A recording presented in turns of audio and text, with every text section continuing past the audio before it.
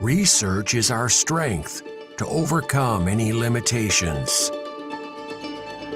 Innovation is the guiding vision that drives us towards the future. We cannot face this alone. We must stand together to make our vision a reality. Growing strong upon the land of Nusantara, a magical place filled with miracle and wonder. A land spanning 2 continents and 2 oceans, rich in culture and biodiversity. We and Indonesia are the necessary combination to realize the grand visions of the future.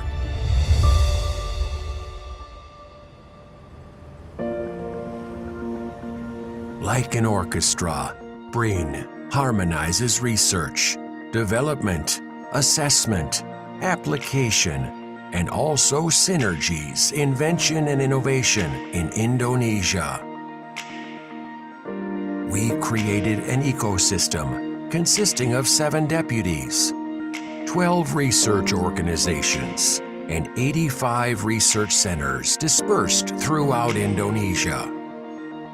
Research Organization for Aeronautics and Space, Research Organization for Nuclear Energy, Research Organization for Energy and Manufacture, Research Organization for Earth Sciences and Maritime, Research Organization for Life Sciences and Environment, Research Organization for Electronics and Informatics, Research Organization for Social Sciences and Humanities, Research Organization for Archaeology, Language, and Literature, Research Organization for Health, Research Organization for Nanotechnology and Material, Research Organization for Agriculture and Food, Research Organization for Governance, Economy, and Community Welfare. BRIN catalyzing research and innovation to develop an advanced scientific ecosystem in Indonesia with 2 main targets. BRIN realizes the tremendous potential of the nation's youth in the field of science and technology.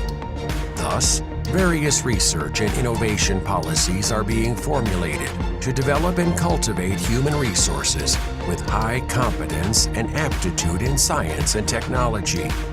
Creating many excellent programs is a form of BRIN's commitment to researchers, innovators, and the general population from various disciplines across the nation. The research and innovation ecosystem quality improvement in Indonesia is also realized through the collaboration of various ministries, institutions, domestic industries, and regional governments, to name a few, by forming the Regional Research and Innovation Agency, or RIDA. Moreover, cooperation with various foreign research institutions continue to be developed through active participation as member of various organizations and international forums.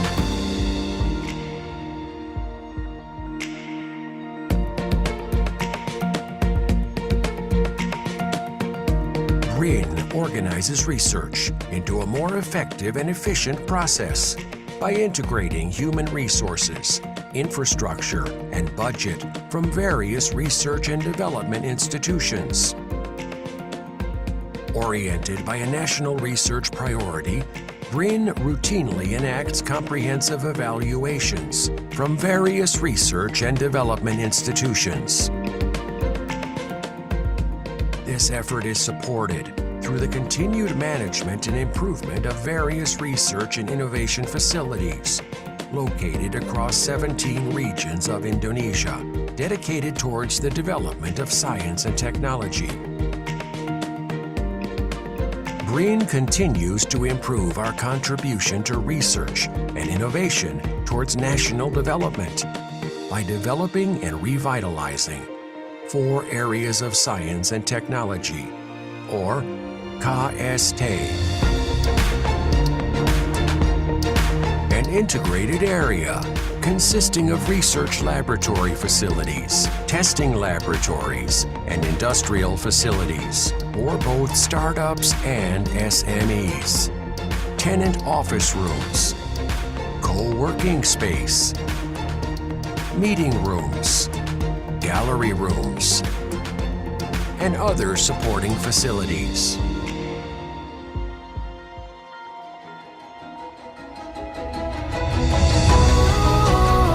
BRIN is here to manifest the future of a golden Indonesia 2045 by consolidating science and technology resources and creating a resource ecosystem and research-based economical foundation. Transforming Indonesia as a global reference in the development and application of science and technology, practices, and the good of humankind. Nature is the source of inspiration. Knowledge is the foundation, and to be put in praxis for the sake of the nation.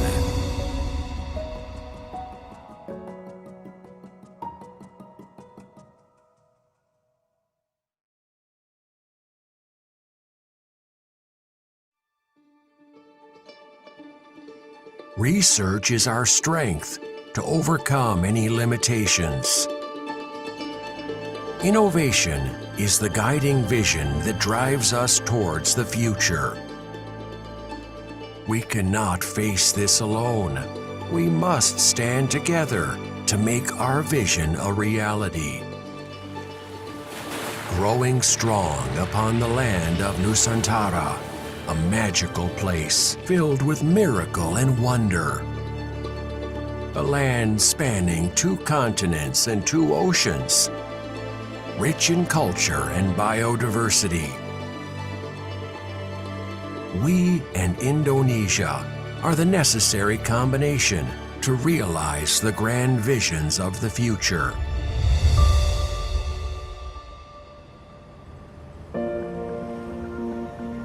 Like an orchestra, BRIN harmonizes research, development, assessment, application, and also synergies, invention, and innovation in Indonesia. We created an ecosystem consisting of 7 deputies, 12 research organizations, and 85 research centers dispersed throughout Indonesia.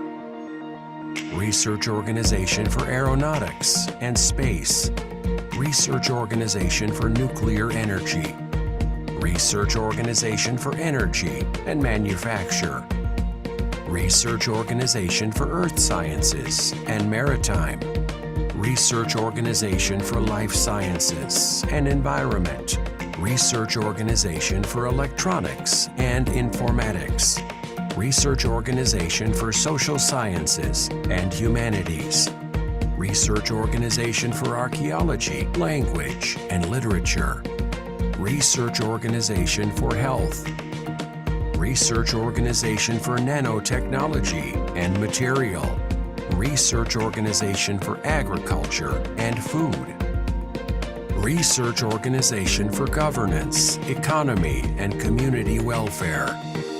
BRIN catalyzing research and innovation to develop an advanced scientific ecosystem in Indonesia with 2 main targets. BRIN realizes the tremendous potential of the nation's youth in the field of science and technology.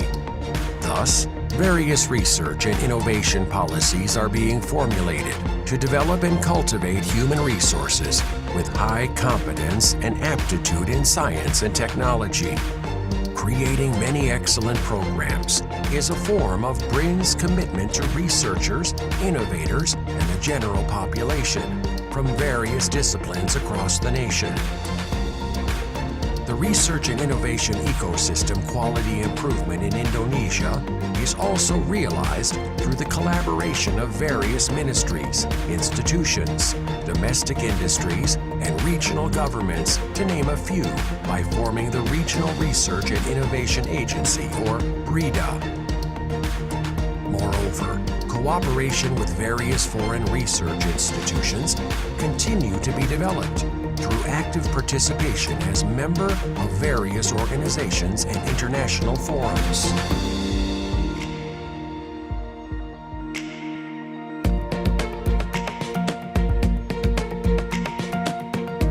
BRIN organizes research into a more effective and efficient process by integrating human resources, infrastructure, and budget from various research and development institutions. Oriented by a national research priority, BRIN routinely enacts comprehensive evaluations from various research and development institutions. This effort is supported through the continued management and improvement of various research and innovation facilities located across 17 regions of Indonesia, dedicated towards the development of science and technology. BRIN continues to improve our contribution to research and innovation towards national development by developing and revitalizing 4 areas of science and technology, or KST. An integrated area consisting of research laboratory facilities, testing laboratories, and industrial facilities for both startups and SMEs. Tenant office rooms, co-working space, meeting rooms, gallery rooms, and other supporting facilities.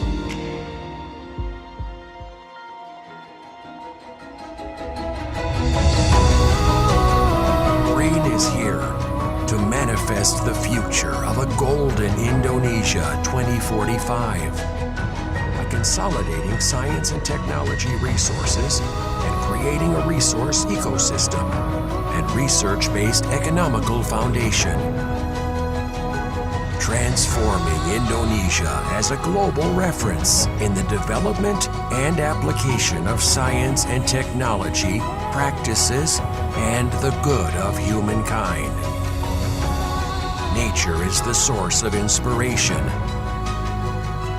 Knowledge is the foundation, and to be put in praxis for the sake of the nation.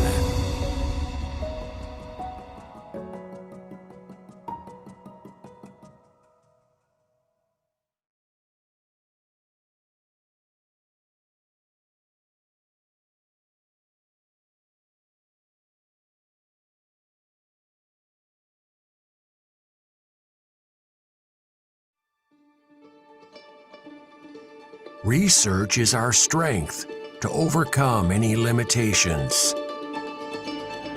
Innovation is the guiding vision that drives us towards the future. We cannot face this alone. We must stand together to make our vision a reality. Growing strong upon the land of Nusantara, a magical place filled with miracle and wonder. A land spanning 2 continents and 2 oceans, rich in culture and biodiversity.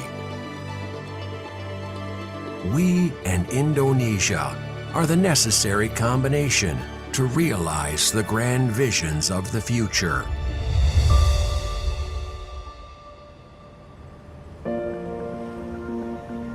Like an orchestra, BRIN harmonizes research, development, assessment, application, and also synergies, invention, and innovation in Indonesia. We created an ecosystem consisting of 7 deputies, 12 research organizations, and 85 research centers dispersed throughout Indonesia. Research Organization for Aeronautics and Space, Research Organization for Nuclear Energy, Research Organization for Energy and Manufacture, Research Organization for Earth Sciences and Maritime, Research Organization for Life Sciences and Environment, Research Organization for Electronics and Informatics, Research Organization for Social Sciences and Humanities, Research Organization for Archaeology, Language, and Literature, Research Organization for Health, Research Organization for Nanotechnology and Material, Research Organization for Agriculture and Food, Research Organization for Governance, Economy, and Community Welfare. BRIN catalyzing research and innovation to develop an advanced scientific ecosystem in Indonesia with two main targets. BRIN realizes the tremendous potential of the nation's youth in the field of science and technology. Thus, various research and innovation policies are being formulated to develop and cultivate human resources with high competence and aptitude in science and technology. Creating many excellent programs is a form of BRIN's commitment to researchers, innovators, and the general population from various disciplines across the nation. The research and innovation ecosystem quality improvement in Indonesia is also realized through the collaboration of various ministries, institutions, domestic industries, and regional governments, to name a few, by forming the Regional Research and Innovation Agency, or RIDA. Moreover, cooperation with various foreign research institutions continue to be developed through active participation as member of various organizations and international forums.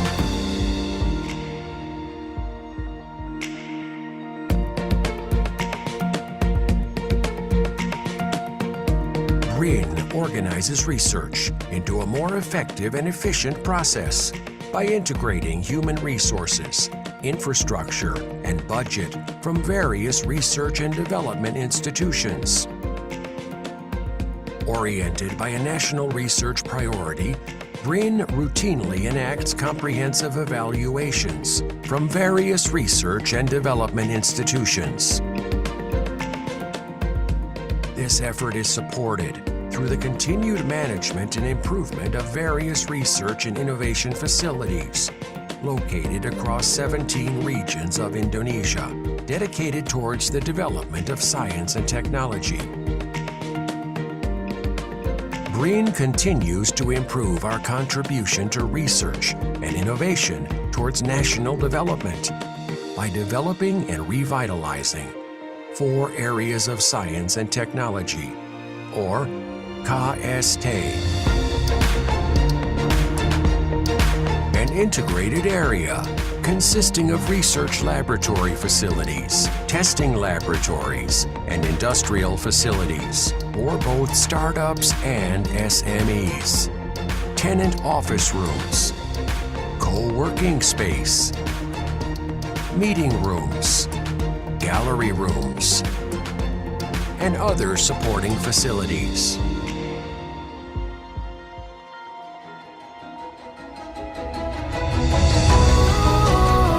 BRIN is here to manifest the future of a golden Indonesia 2045 by consolidating science and technology resources and creating a resource ecosystem and research-based economical foundation. Transforming Indonesia as a global reference in the development and application of science and technology practices and the good of humankind. Nature is the source of inspiration. Knowledge is the foundation, and to be put in praxis for the sake of the nation.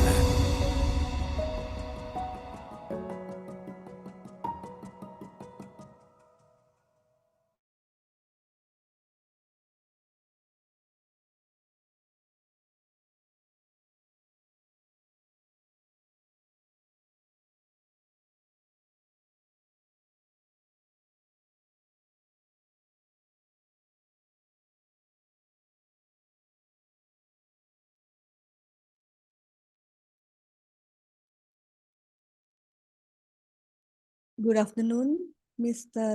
Satrio. Mr. Arif, Mr. Abdul Rahman, Mrs. Marta Purnami, Mr. Andri, thank you for joining today. We will start the webinar now.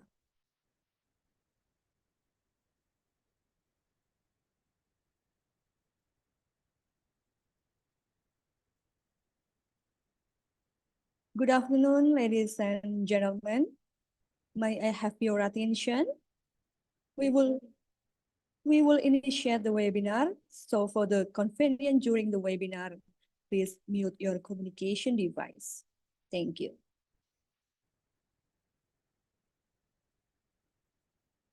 The Honorable, the Chairman of Research Organization for Agriculture and Food, the National Research and Innovation Agency. In this occasion, represented by Acting Head of Research Center for Agro-Industry, Dr. Arif Arianto, Honorable Head of Research Center for Food Technology and Processing BRIN, Mr. Satrio Kirdowahono, PhD, Lecturer at Faculty of Biology, Gajah Mada University, Dr. Rerum Naturalium Abdul Rahman Siregar, Master of Biotechnology, Researcher at Forschungszentrum Bostel Leibniz Lungenzentrum, Germany, Dr. Rerum Naturalium Kesab Batarai, Master of Science, Researcher of Research Center for Food Technology and Processing, Mrs. Marta Purnami Wulanjati, Master of Biotechnology, and all participants. Ladies and gentlemen, my name is Mumun. It's a great pleasure for me to welcoming every one of you to the international webinar entitled Biotechnology and Metabolomic Application in Food and Health Research. Today, Friday, August 9, 2024. This webinar is a series of Indonesian Research and Innovation Expo and 29 National Technology Awakening Day. In this occasion, we will bring up issue about utilizing biotechnology and metabolomic analysis for advancing health and food research, improving food safety, nutritional content, and innovation throughout the food supply chain. This webinar is conducted virtually and live from Zoom webinar room and official YouTube channel of BRIN Indonesia. Ladies and gentlemen, please be prepared for the first agenda, the National Anthem Indonesia Raya.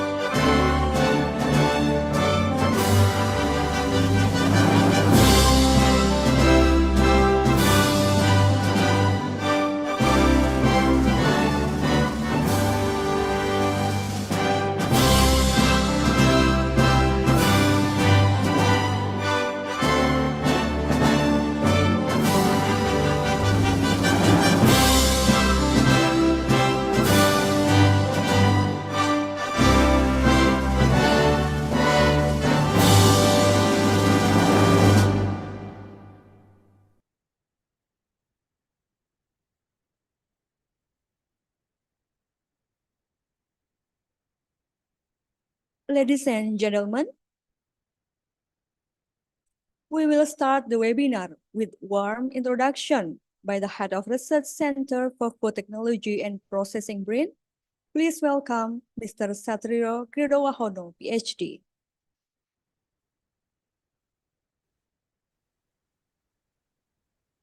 Assalamualaikum warahmatullahi wabarakatuh. Good afternoon, everyone in Indonesia, and good morning in Germany. Excellency Chairman of Research Organization for Agriculture and Food of BRIN, Dr. Puji Lestari, which today it is represented by Dr. Arif Haryanto as acting chairman of Research Organization for Agriculture and Food of BRIN today. And honorable speakers, we have 3 speakers today. Firstly, Dr. Kesab Batarai from Germany. Thank you for the time and good morning for you. The second one, Dr. Abdul Rahman Siregar from University of Gajah Mada. Thank you for your time. And the last one, Dr.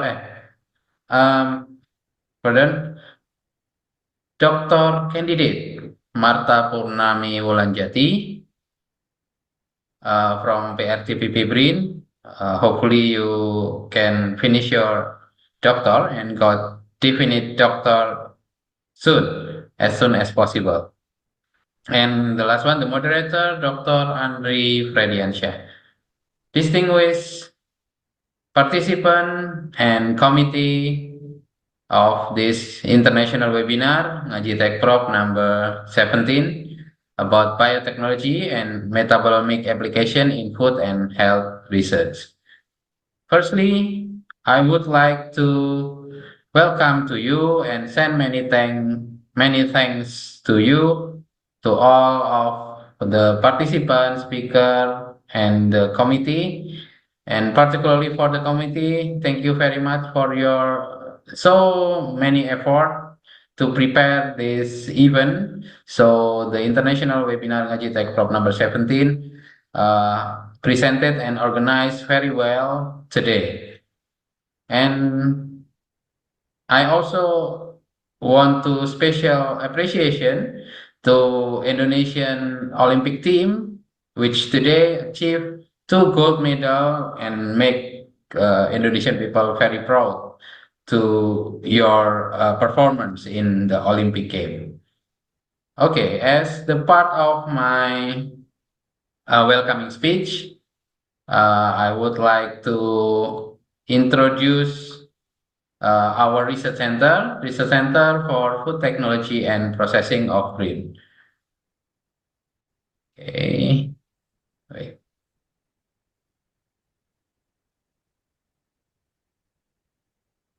The Center for Food Technology and Processing of BRIN, or in Indonesia we call Pusat Riset Teknologi dan Proses Pangan, or PRTPP BRIN, hosting this international webinar, Ngaji Tech Prop number 17 in 9 August 2024.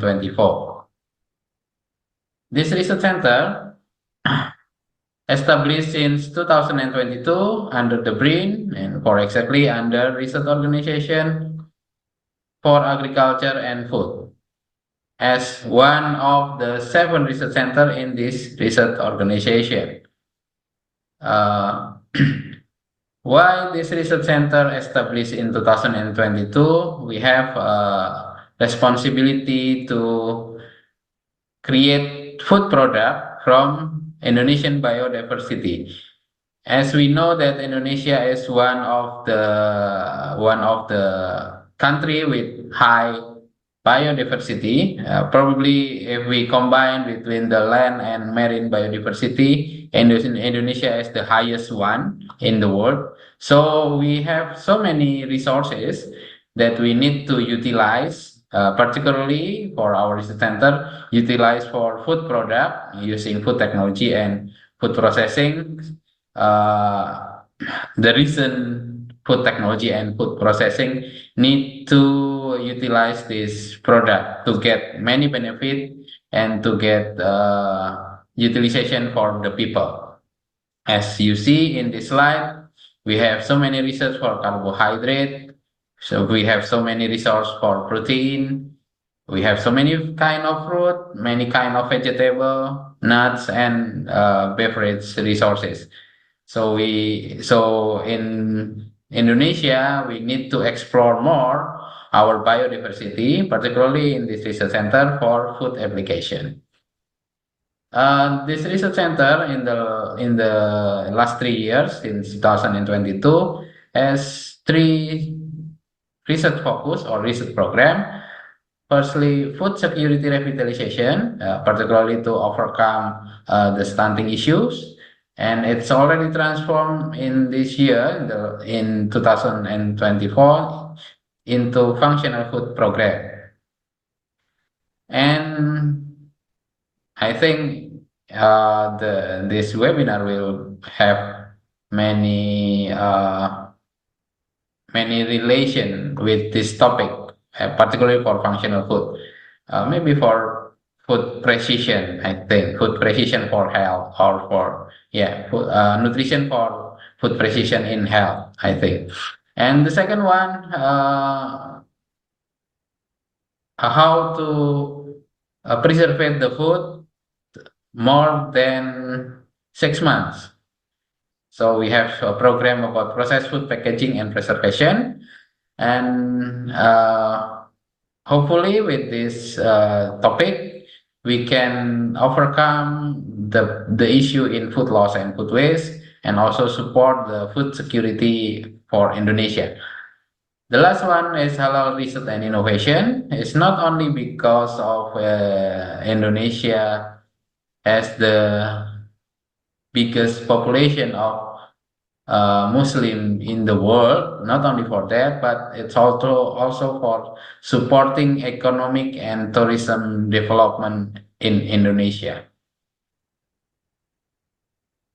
This research center has 135 active researchers today, and divided into 16 research group which related with food product and food technology. So if you have intention to collaborate with us, particularly about the food technology and food processing, we are very welcome to collaborate, to join with you for research and innovation.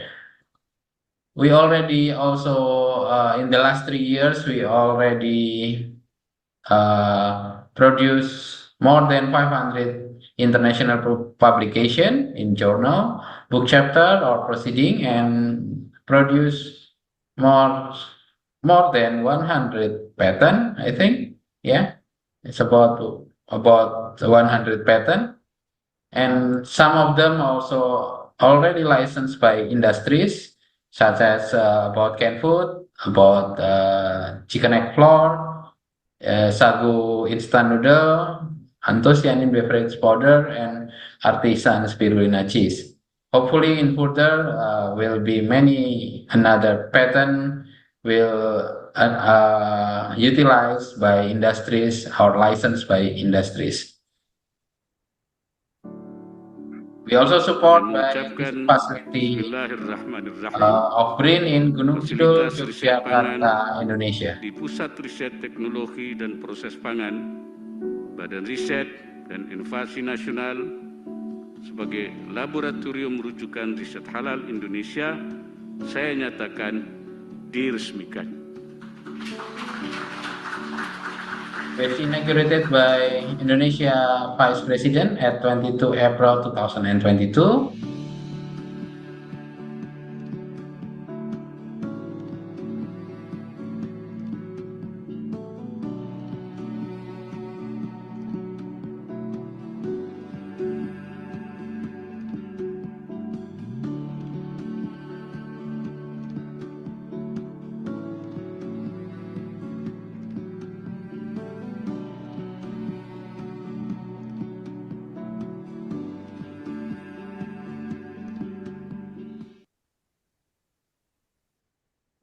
from all of the result of our research and innovation, we need some ways to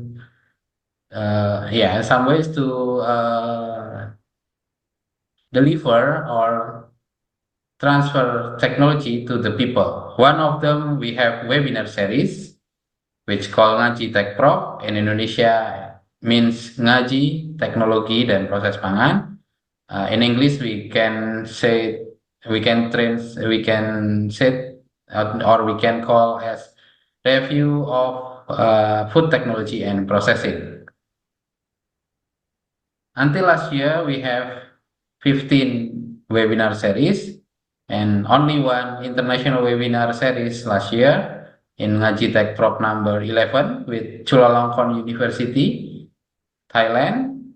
And this year we will have 4 international webinar from Ngaji Tech number 16 until 19, and 2 of them, number 16 and 17, yesterday we already present Ngaji Tech Prop number 16 about alternative protein, and today we will have number 17 about food metabolomics and biotechnology. It's part of supporting agenda of Inari Expo, one of the biggest research and innovation expo in Indonesia this year, which conducted centralized in Cibinong, Jawa Barat, Indonesia, Cibinong West Java in Indonesia. Both of this webinar is part of supporting event for this Inari Expo.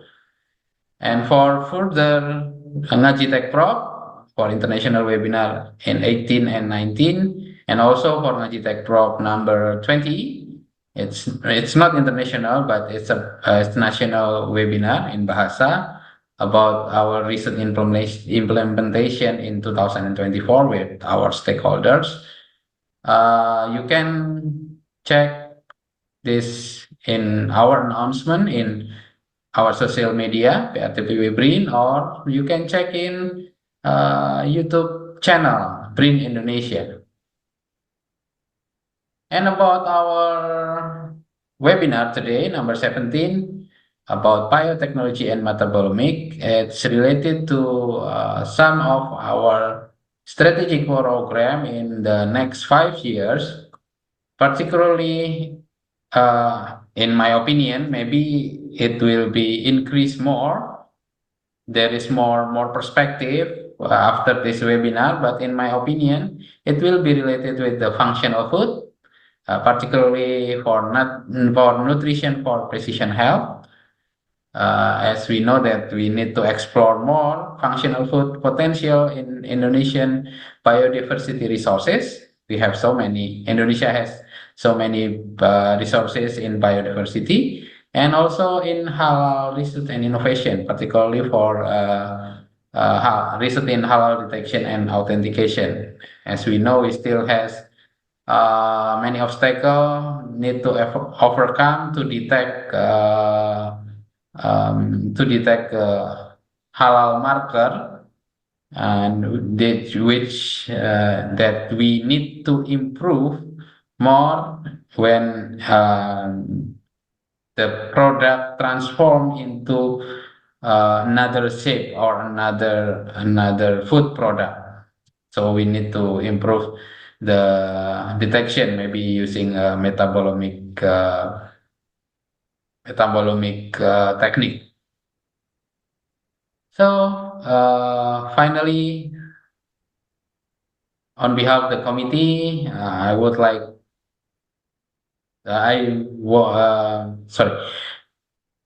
on behalf of the committee, I do apologize if there is or there are inconveniencing or shortcoming in this event, in this international webinar, and hopefully you will get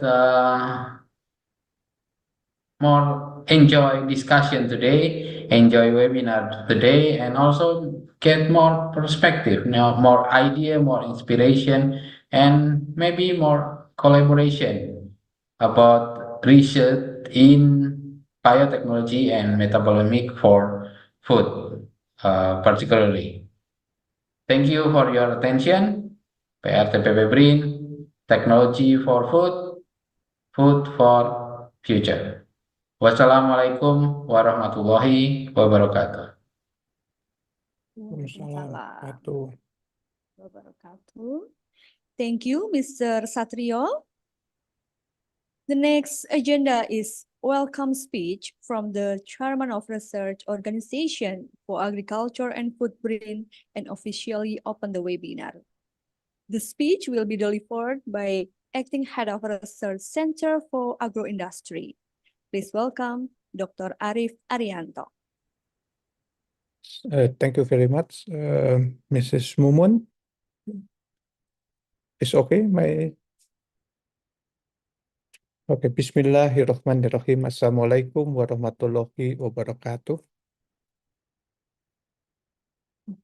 Sehr geehrte Damen und Herren, ladies and gentlemen, liebe Frau Puji Lestari, PhD, Chairman of Research Organization for Agriculture and Food, National Research and Innovation Agency, Indonesia, dear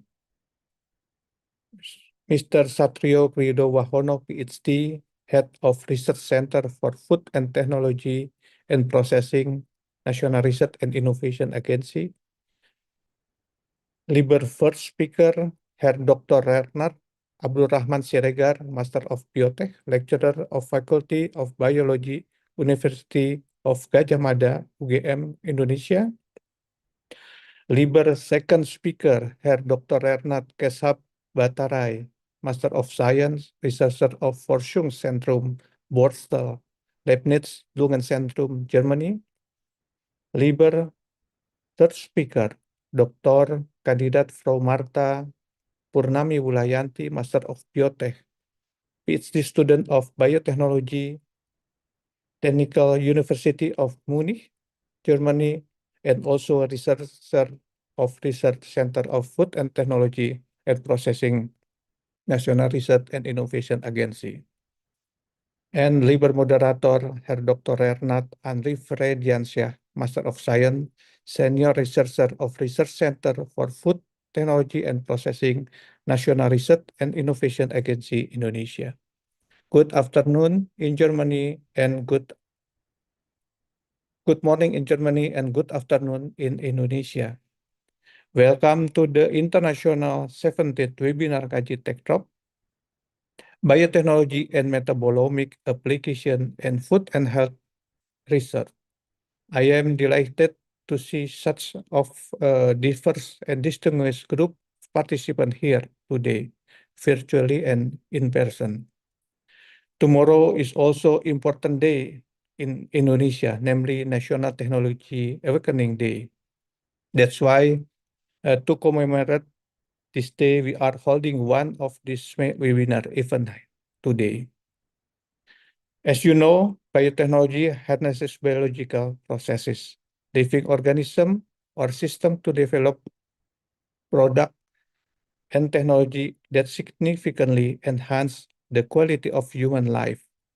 Since the 20th century, biotechnology has revolutionized various sectors, including food and agriculture, health, and the environment. Traditionally, biotechnology employs biological systems in their natural form and has been instrumental in processes like bread and beer production. It uses organisms such as Saccharomyces cerevisiae to achieve desired outcomes in taste and texture. In contrast, modern biotechnology often involves sophisticated modifications to this biological system. We can now produce valuable products like enzymes, genetically modified foods, hormones, and vaccines through the genetic engineering. This evolution from traditional to modern biotechnology underscores our incredible advancement in the field. Omics technology have further transformed our understanding of biological systems since the late 20th century.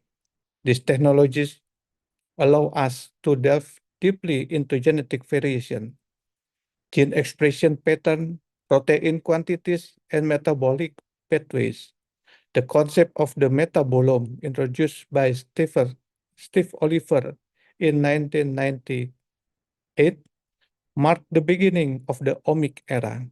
Metabolomics as a key of omics has since emerged as a vital field of study, providing profound insights into the interplay between genes, proteins, and metabolites. The integration of omics technology with artificial intelligence since 2017 has propelled biotechnology research to the new height. Both of industrialized and developing nations prioritize research and education in biotechnology and metabolomics, supported by numerous national and international organizations. These efforts have led to significant advancement in food safety, nutritional content, and the development of innovative food products. Today's webinar aims to showcase the application of biotechnology and omic technologies, particularly metabolomics, in food and health research. Our objectives are to share cutting-edge research, broaden our understanding of recent tools and methodologies, and foster networking and collaboration for future research endeavor. I would like to extend my gratitude to our esteemed speaker and participants for their contribution to this event. Your expertise and insights are invaluable as we explore the transformative potential of biotechnology and metabolomics in enhancing food and health research. Thank you for joining us today. I hope you find this webinar both of informative and inspiring. Let us embark on this knowledge exchange and collaboration journey, paving the way for a healthier and more sustainable future. Ich bin den Redner, dem Publikum und dem Komitee, die diese Veranstaltung vorbereitet und organisiert haben, sehr dankbar. Hoffentlich wird dies eine nützliche Diskussion für den Fortschritt und der Wissenschaft sein. I am very grateful to the speaker, the audience, and the committee who have prepared and organized this event. Hopefully, this will be a useful discussion for the advancement of science. Please allow me to open this webinar on behalf of the Head of Research at the Agriculture and Food Organization. Vielen Dank und herzliche Grüße auf Indonesian. Thank you very much and warm greetings from Indonesian. Wassalamualaikum warahmatullahi wabarakatuh. Waalaikumsalam warahmatullahi wabarakatuh. Thank you, Ja, Dr. Arif. jo. Ja, ich war in Deutschland, so ich spreche auf Deutsch auch. Thank you. Danke. Yes, please.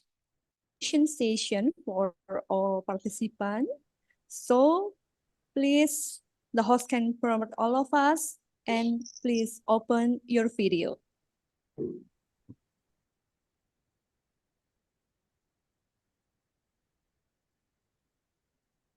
Once again, we will have the documentation session for all participants. So please, the host can promote all of us and please open your video.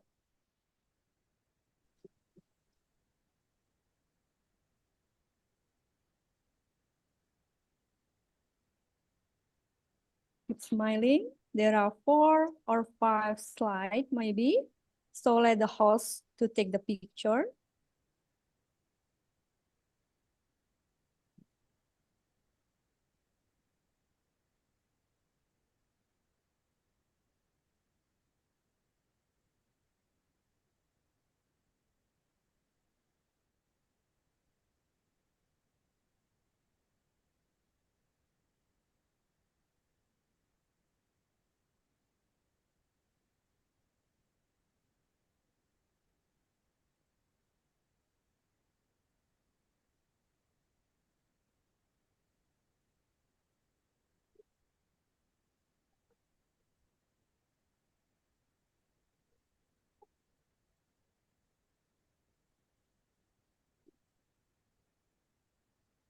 Okay, I think it's enough. Thank you.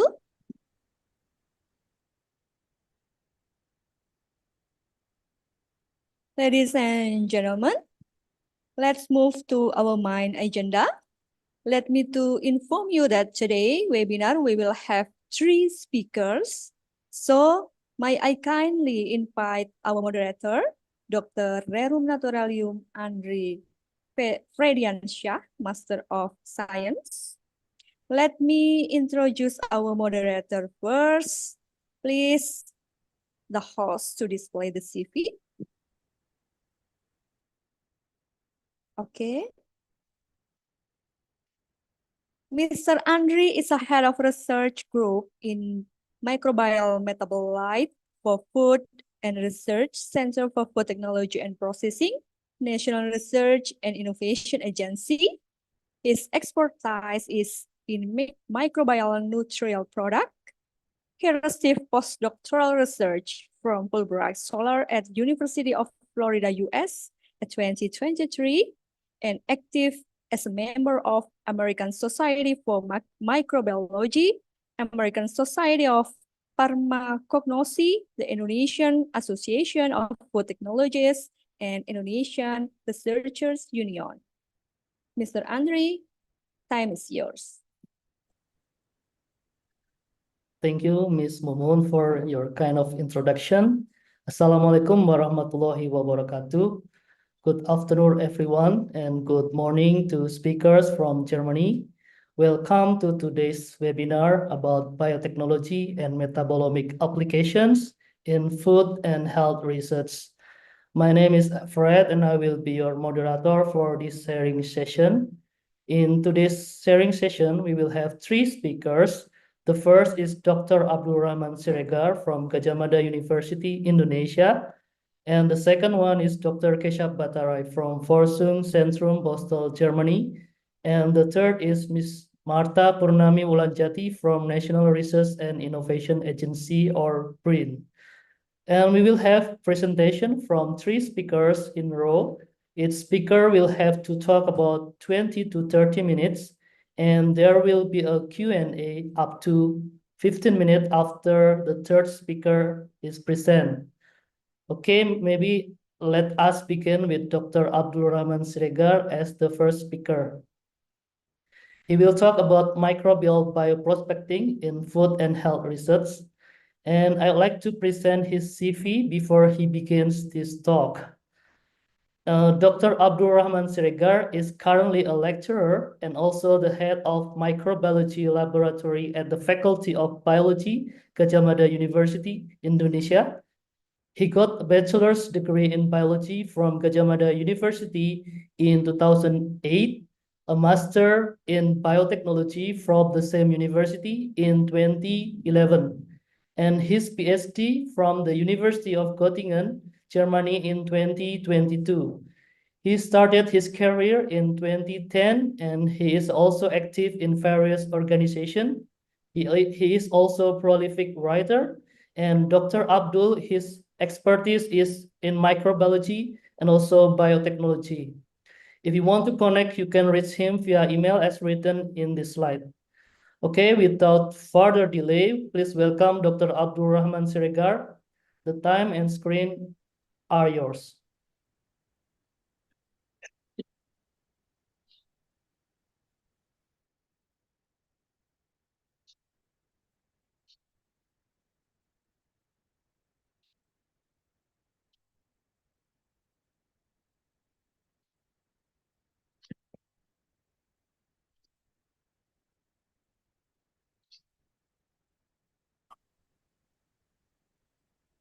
Okay, thank you. Am I hearable and the slides also visible for you all?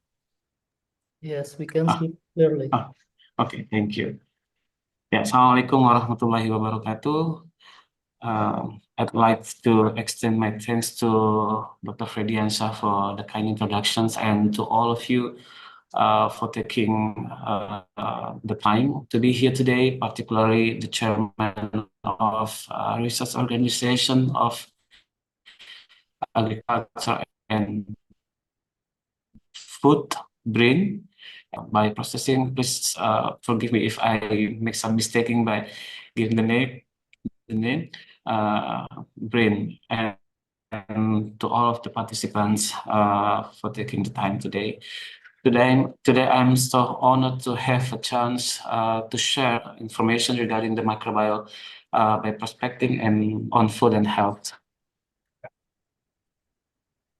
Okay, first of all, I would like to introduce you my institutions, the Faculty of Biology, AGN, which was established in 1955. It is a faculty with the oldest biology study program in Indonesia, which focuses on tropical biology. And this Faculty of Biology at the moment organizes 4 study programs: undergraduate, master, and doctoral, which can be pursued through regular programs and also by research, both with a single degree or even as well as a double degree with partner campuses abroad. So we also have a biological curator professional study program, which is a new study program, and to support the learning process, the Faculty of Biology has good facilities and infrastructures. And in addition to the laboratory, the Faculty of Biology also has a private beach, which is a research station for aquatic biology, a biological forest, and a biological museum that has various collections of specimens from various regions in Indonesia. Okay, coming back to our main business, actually, the term of bioprospection is actually not new, because bioprospecting activities actually have been known for a long time in ancient Egyptian society, as we can see on the slide that 3,100 years before century, and even longer in Haifa, Palestine, which has known the fermentation process of natural materials to produce alcoholic beverages. And this bioprospecting activity is very interesting and continues to develop until the era of World War, when Alexander Fleming discovered and developed antibiotics, until now, which is supported by the development of science and technology, especially modern biotechnology that utilizes genetically modified organisms to produce products or services. At the moment, bioprospecting has become a trending topics in the university as well as in some research center. But some of us maybe do not really know what's the real definitions of the prospecting itself. To my knowledge, that this bioprospecting is a systematic search for and development of new sources of chemical compounds, genes, proteins, microorganisms, and other valuable products from nature. And this process often involves us exploring diverse ecosystems like forests, oceans, and deserts to discover new bioactive compounds that can be used in pharmaceutical purposes, agriculture, biotechnology, and other industries such as food, bioenergy, natural products, and natural chemical compounds, as well as biodegradable materials. In short, we can say that bioprospecting can lead to the development of new drugs, agricultural chemicals, and other biologically derived products with commercial and social benefits. In line with all that, by prospecting, by utilizing microbial diversity, has been widely developed to produce various innovations in the fields of food and health. And the diversity of microbes spread across various ecosystems, both soils and water, as well as the extreme environments, it's sustainable resources. So microbes, especially bacteria, have been widely explored and exploited through their physiological activities in responding to the environmental conditions to yield valuable products to humans, especially for food and health, such as biofilms, vitamins, amino acids, and other products. Even though some of them are categorized as unculturable microbes, the development of the development in technology and molecular biology can make it easier for us to obtain a certain protein through nucleic acid sequences, and we can synthesize it in the laboratory. Yeah. In this opportunity, I also would like to share interesting information regarding this picture. As we can see that there is something interesting about what Agapagis and friends did several years ago, where they made cheese using bacteria from human body parts. They collect bacteria from human body parts like feet, toes, armpits, and skin surfaces, and etc. And these findings turns out that the smell of this cheese that occurs in the same as body odor of the place where the bacteria were obtained. So this project particularly aims to show that the bacteria in the body can also be found in food. And in addition, a study says that the microbiome of each human individual is 80% different, and this also shows that you are what you eat. So by consuming natural foods will increase health expectations, especially the fermented foods, which are reported to have many benefits.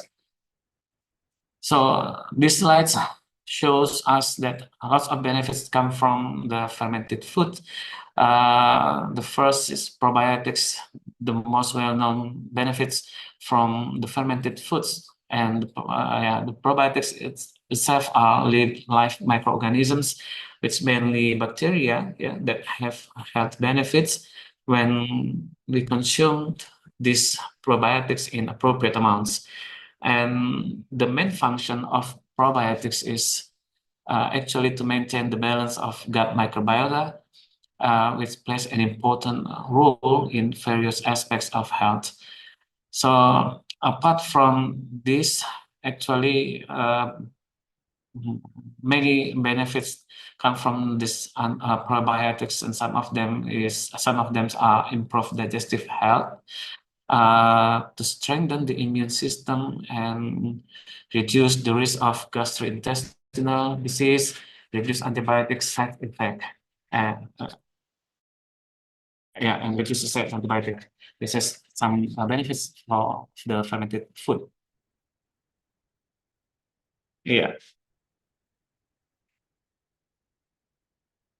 Okay.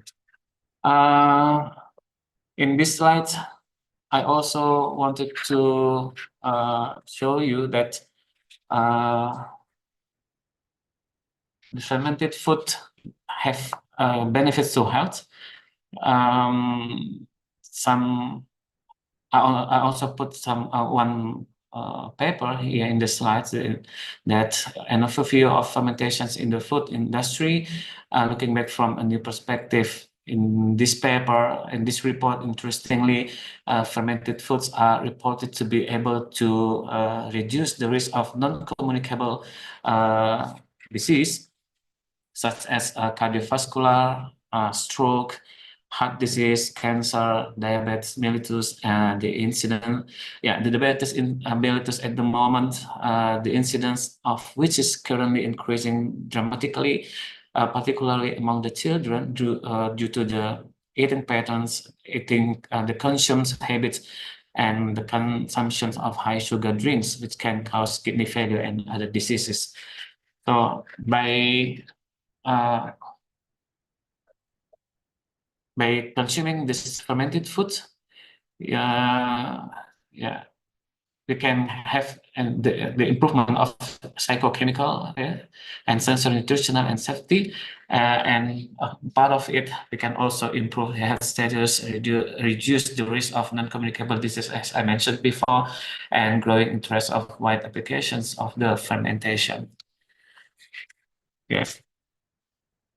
So in this slide, I would like to point out that actually there is some evolutions terms of evolutions on the terms of fermentations.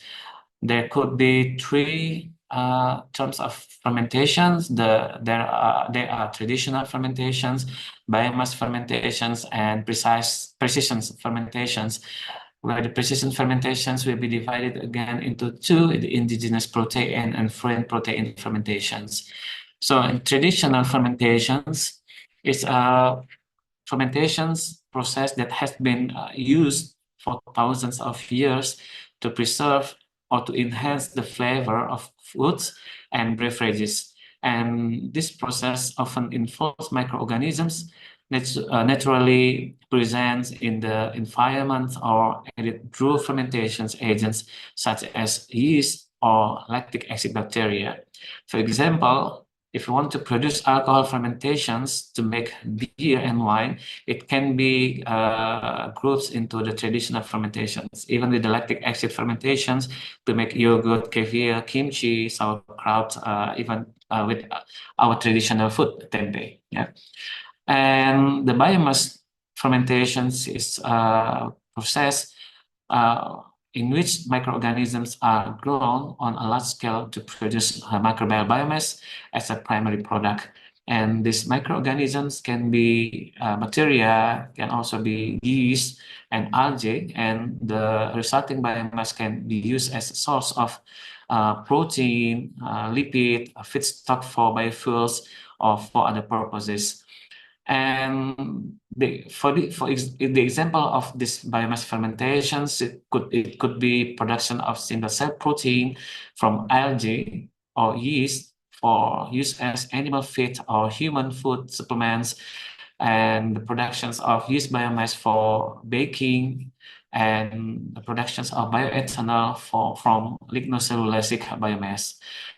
The last fermentation group will be precision fermentation, which is an advanced technology that uses genetically engineered microorganisms to produce specific molecules or products. And this technique is often used in biotechnology and the pharmaceutical industry to produce materials that were previously difficult or impossible to obtain through traditional fermentations.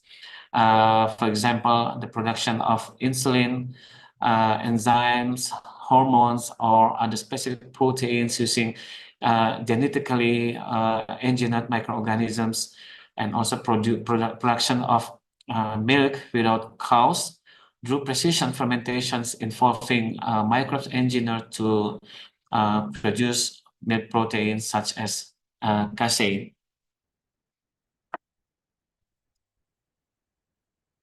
Okay, and the next is we can also utilize Candida tropicalis as one of yeast member to produce butyrate, which has a high market demand for the food, beverage, and beverage industry. So we have already conducted some research regarding this issue under the collaborations between the research group of applications microbiology, BRIN, and and this paper is still on process to publish. It has been accepted. Now we are waiting to the real publications together with Mr. Ningrum et al. 2024. And this Candida tropicalis is able to produce butyrate through a fermentation process in which this yeast converts certain substances, substrates, for example, glucose, alcohol, or fatty acids into esters with the help of specific enzymes it has, such as esterases through condensation reactions between alcohol and fatty acids. In food industry, these butyrates can be used as an additive to provide fruity aroma and flavor to foods and beverages. And in cosmetics and perfume industry, this ester also often used as a fragrance ingredients in cosmetics and perfumes because of its attractive fruity aroma. Yeah. Another activity that we can do regarding the bioprospecting from the microbes is utilizing the exopolysaccharides, which has been isolated from lactic acid bacteria, in this case, Lactobacillus casei as immunomodulator.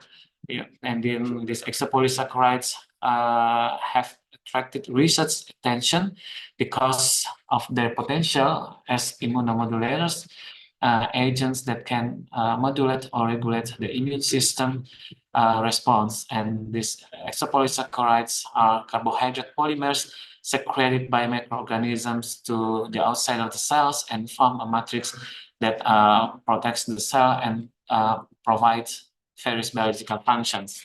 And here we can see that the representative picture of the phagocytic activity of latex beads particles by the macrophage. And the macrophage in this control group did not phagocytose latex beads, as we can see in A picture. While in the B picture, we can have a look that the macrophage treated with exopolysaccharides phagocytose latex beads particles. And yeah, this is also what we have been doing so far in the laboratory. We are trying to investigate to observe the activity, the activity of bacterial pigment, which now have been trying to inhibit the bacterial growth, particularly E. coli and Staphylococcus epidermidis as a representative of gram-negative and gram-positive bacteria. As we can see on the slide, that they have potential inhibition activity that can inhibit the both bacterial growth. And in the other hand, we also tried to utilize this bacterial pigment that we've got from fruit and vegetable waste in traditional markets by treating the chorioanteric membrane with the inductions of fascicular endothelial fibroblast factor to induce the angiogenesis, and then we implement our pigment whether they can inhibit the angiogenesis or not. And fortunately, after incubating and observing several days, we have looked at this pigment can inhibit the angiogenesis. Yeah. And this angiogenesis, as we know that this is one of the cancer characteristic of anti-cancer compounds. However, the further and intensive research is still needed to test the potential of this pigment activity comprehensively.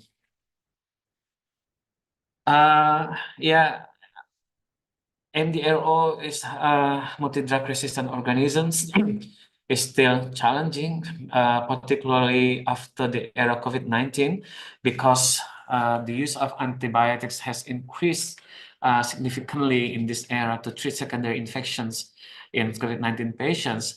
This is the reason why the MDR multi-drug resistant bacteria cases increased dramatically. Antibiotics are often used empirically so far, even before there is an evidence of bacteria infections, which can contribute to the development of resistance. This is what we are facing at the moment. And in addition to the understanding of our society in general is still minimum, and the supervision of antibiotic consumptions regulations that are adjusted to strict doses is also a factor that causing the increase of MDR cases. This is the reason why we are also trying to overcome this issue, particularly the MDR issue, by utilizing the bacteriophages as a phage therapy, because all of us, I'm pretty sure that all of us has already known and agree that bacteriophage has a specificity activity to against specific bacteria. And this become a promising alternative to counter these MDR problems, as I mentioned before, whereas the bacteriophage will specifically attack the targeted bacteria without giving any side effect to the host organisms where the pathogenic bacteria infect. And this phage therapy can not only be implemented in humans, but can also inhibit certain bacterial infections in animal and plants, as well as it also promising to be implemented in food sectors to prevent the food spoilage and foodborne disease as a bacterial contaminations on food. Recently, we also did doing some research regarding metagenomic analysis for predicting kombucha origins. One of the well-known fermented food from Korea, but here using this metagenomic analysis have us not only to investigate the microbiome populations, but also helps us to trace the origin of fermented food, such as kombucha. And the results of metagenomic analysis from reference data sets coming from 5 regions around the globe showed specific patterns of a genus according to the place of origin kombucha products. As we can see in the figure 1A, there are 5 groups indicating that the origins of kombucha product. Here we can have a look at Komagataibacter. They dominated kombucha products coming from the UK, US, and also Brazil, and one of the samples from Turkey. And also samples from Turkey, which is indicated with the different color. The genus Acetobacter dominated kombuchas from Thailand, while genus Pseudomonas dominated one of the samples from Turkey. Additionally, Gluconobacter was a dominant genus in one of samples from the US. And yeah, the microbial diversity of kombucha products showed abundant taxa-specific profiles, as we can see in the figure 1B. Although mostly all samples from different regions are but genus, Komagataibacter as the most abundant taxon, and several other taxa were also detected, such as genus Pseudomonas, Gluconobacter, Lysobacter, Bacillus, Lysinobacter, and so on. And the non-identical microbial diversity of each datasets was the signature of the kombuchas coming from different regions, and further examinations into this signature was the aim of this study for establishing the more metagenomics-based method for product origin predictions. Coming to the challenges and opportunities of microbial bioprospecting. Actually, with the challenges, we can there's some navigating the complex regulatory environment for the approval and commercializations of new microbial products can also be challenging. And the discovery and characterizations of new microbes can be unpredictable and resource intensive with no guarantee of success is also one of the challenging from the microbial by prospecting. Apart from those two, there's also there may be resistance of skepticism from the public regarding the use of microbes from novel or unconventional sources, particularly in food products, as I mentioned before, like producing cheese from unconventional sources from human body. It is not so common to our society. Yeah. Apart from the challenges, we have also looked through the opportunities that we can get from by developing the microbial by prospecting. Discovering new microbes can lead to the development of innovative food products with unique flavors, textures, and health benefits. It is, as we can say, that novel products from the bad perspective. As a part of health benefits, these microbes with the probiotic properties can also be harnessed to improve gut health, to boost the immunity, and also to prevent or to treat various diseases. And as the sustainable solutions, this microbial bioprospecting can contribute to sustainable food productions and preservation methods, reducing waste that become our big problem so far, especially in the special region Yogyakarta and the need of chemical preservatives. And for economical growth, we can also develop new microbial-based products that can drive economic growth and create new markets and job opportunities. And also, the last but not the least, can enhance the nutrition's property by fortifying foods with beneficial microbes can enhance the nutritional profile and support overall health and also well-being. As a personalized medicines, I would say that the microbial bioprospecting can lead to personalized health solutions tailored to an individual's unique microbiome. And of course, for us as a researcher, this microbial bioprospecting can give us a research advancements where these new discoveries can advance scientific understanding of microbiomes and their roles in the human health and disease. Finally, we are coming to the last slide, the conclusions. Here we can say that microbial bioprospecting can enhance food products, promote sustainability, create healthier options, develop new antibiotics that we can explore from any sources of environment, especially in Indonesia, which rich of large niches of environment from the sea to the mountain, and we can explore everything to develop new antibiotics, especially against the multi-drug resistant bacteria, and also it can advance the personalized medicines and improve nutrition through beneficial microbes so far.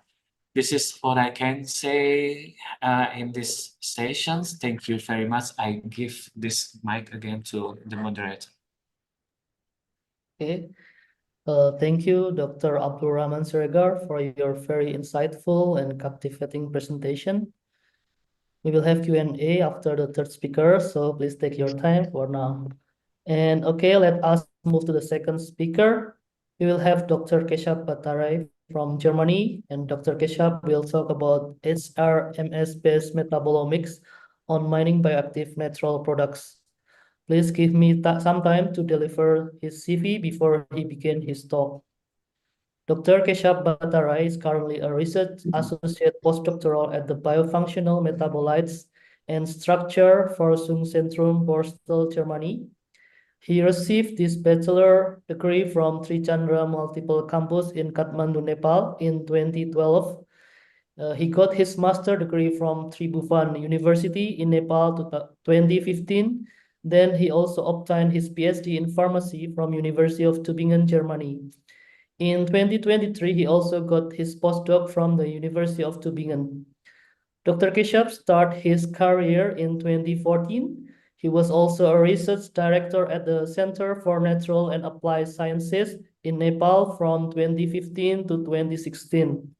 And Dr. Keshav was also a lecturer in chemistry from 2016 to 2018. He is also a prolific writer with his high index of 8 at his young age.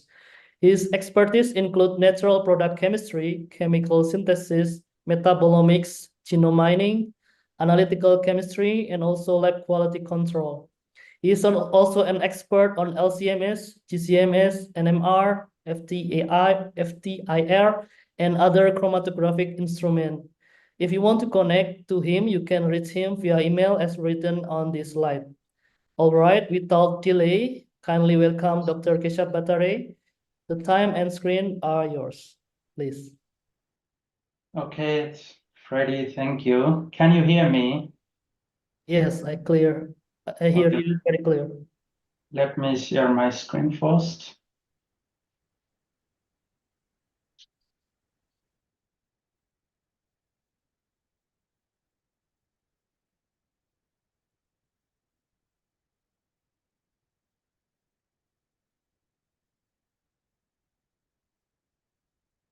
Yeah, perfect. So thank you, Freddie, for inviting me in this very famous seminar or webinar. So today I'm going to talk about mainly the method rather than any results. So how we can imply high-resolution mass spectrometry-based metabolomics on mining bioactive natural products. And they can be from different biological sources, including food. So before we start, let's see that human is related or concerned with food and environment and bacteria, plants, and almost everything, biological entities in the environment. Then they are known to produce or generate several metabolites, and they are mainly categorized, let's say, primary and secondary metabolites based on their function. And in primary metabolites, they are mainly used for the growth and development or any sort of a cellular metabolism, cell function, cell division, and etc. While the secondary metabolites, they have multiple functions, mainly related with interaction with ecology or its surrounding. For example, defensive, supportive, or interactive functions. And the secondary metabolites are usually unique for every species, while the primary metabolites are mostly same for almost all organisms. And there could be diverse application and function of these metabolites, mainly antimicrobial, antioxidant, anti-inflammatory, immunomodulatory, or they can be also function as a biomarkers, and of course, some metabolites as a nutritions. Then they can be used in various application fields, such as drug development, therapeutics, and diagnosis of disease or any health conditions. For example, you can see here that human microbiome, Staphylococcus lugdunensis, which was isolated from the nose, has been reported that it has produced a compound called lugdunin. And this compound is very much active against methicillin-resistant Staphylococcus aureus and also against Streptococcus pneumoniae. So this compound is even in such an extent, it is so active, even greater than the standard control or positive control. That's why now this compound has been proposed for the drug development against these pathogens. Similarly, in 2024, another bacteria from the nose, Staphylococcus epidermidis, has been produced, this epiphytin. This is a very unstable compound, but this is also highly active against Staphylococcus aureus. So this kind of metabolites can have an application in the drug development in future. Then how we discover such metabolites? So the one approach is genome mining, and it applies only to those organisms which genome has been already sequenced. And the another approach is metabolomics. And today I will mainly focus on the second approach. And I also focus on mass spectrometry in a greater extent. Besides, we can also use chromatography or nuclear magnetic resonance for the metabolomics study. So very short overview how we approach this genome mining workflow. So for example, we have bacteria and fungi as a source of metabolites. Then there will be whole genome sequence, the sequence of its DNA. Then we checked the genome into a software or let's say a web-based server and DSMAS to check what kind of metabolites does it produce or what kind of biosynthetic gene cluster it has. And based on that, we will target metabolites and we will start investigating these metabolites. The other approach is the metabolomics approach. And here, we will have the metabolite sources, for example, bacteria, microbiome, foods, plants, animals, whatever. Then we extract these sources, biological samples, and we fractionate them. Then we reach to the target biofunctional metabolite. Then how we reach there? So it will be one approach is by applying liquid chromatography mass spectrometry. So we measure these samples in mass spectrometry, followed it by several analytical analysis. So there are different software that I will also explain later. For example, Metabolomic data analysis. Then we also apply this molecular networking approach using GNPS platform or the structure prediction platform like Cyrus. Then we visualize this data using Cytoscape. Then we reach to the target metabolite. The other approach is the same, but instead of liquid chromatography, we use gas chromatography for volatile compounds. And then we look this spectral data into the gas chromatography mass spectrometry library. And from there, we will also predict or identify the metabolites. However, we don't know yet whether these metabolites are bioactive or not. So to track down the bioactivity or biofunction of these metabolites, parallelly, we also imply bioactivity guided. So we imply several biases based on our needs, and then we imply in each of these fractions, and parallelly we will predict which fraction is more active or which metabolite could be more active. Then if we just avoid this bias part, then we have all this setup for metabolomics. Now I will explain every steps. So for example, if we have these biosamples and if we need to extract them, then the selection of natural resources could be food, plants, fungi, sponges, bacteria. Then in case of microorganisms, we need to cultivate them first and then go for further extraction. And for cultivation of microorganisms, we have to select the cultivation media. They could be either chemically defined minimal media or can be complex media. The benefit of minimal media is it will be easier for metabolomics analysis later on. Then we optimize the cultivation conditions such as liquid media or solid media, pH, temperature, aeration, or incubation period. Then we centrifuge this liquid culture and separate the microbial cells with the supernatant.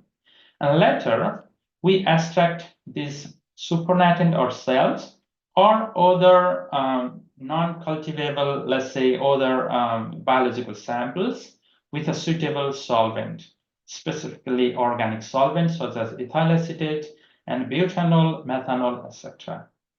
Then we evaporate this extract and make the dried extract.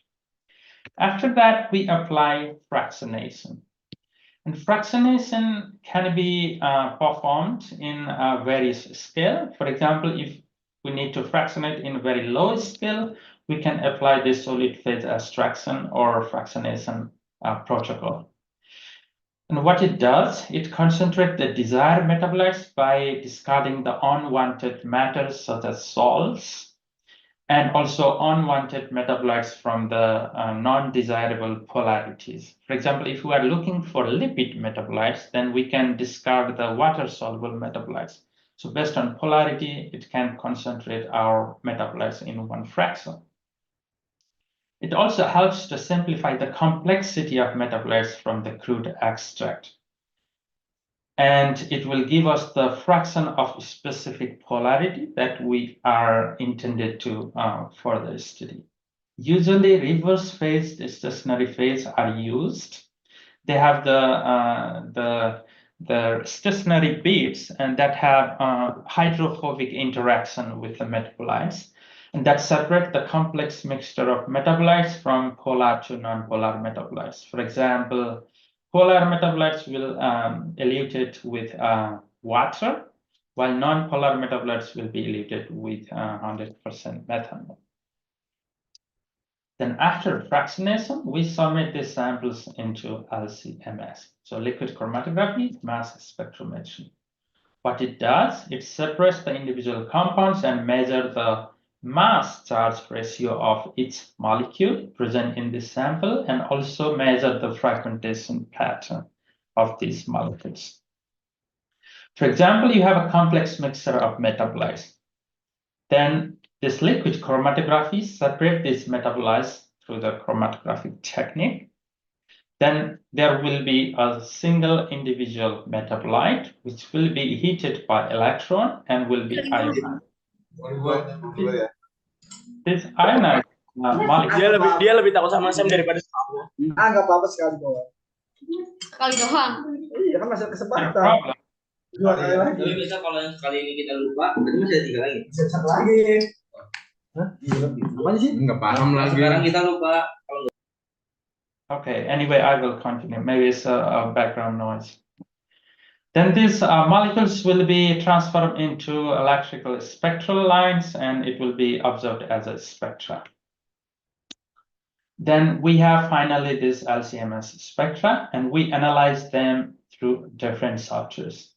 Here I will explain 2 software, for example, Metaboscape and this MJetMine3.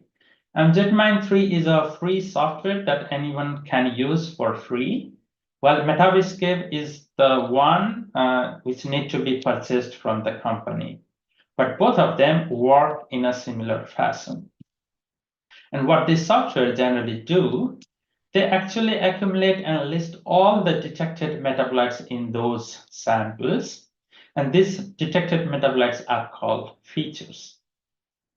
And these features will be listed in a table on the basis of their mass charge ratio, retention time, ion intensity, or the abundance of these molecules in those samples, and so on. Then they will also detect the molecular formula of these metabolites, and they also match this spectral data with the Metaboscape mass spectral library database to predict the compound identity. Each feature in this bucket list or table can be further annotated, deleted, or combined with other features if they are similar. Then finally, a feature table or bucket list will be exported into a file that can be analyzed into GNPS and CITES platform. I will explain what GNPS and CITES are. So what is GNPS? It's a global natural product social molecular networking platform. And here, this platform will create a molecular network. And in this molecular network, a collection of mass spectra of each fragmented feature from the LCMS data, which is exported from Metabolomic and MJMine, and it correlates with the other molecules present in the same sample, which have the similar fragmentation pattern with each other. For example, you have different molecules in your sample, and they have different mass spectra. And if these mass spectra share similar fragmentation pattern, then they connect with each other by these edges, and they create a cluster like this in the molecular network. So how does it really work? For example, further, so you have samples, and the samples contain several metabolites. Then using LCMS, it will generate the fragmentation mass spectra.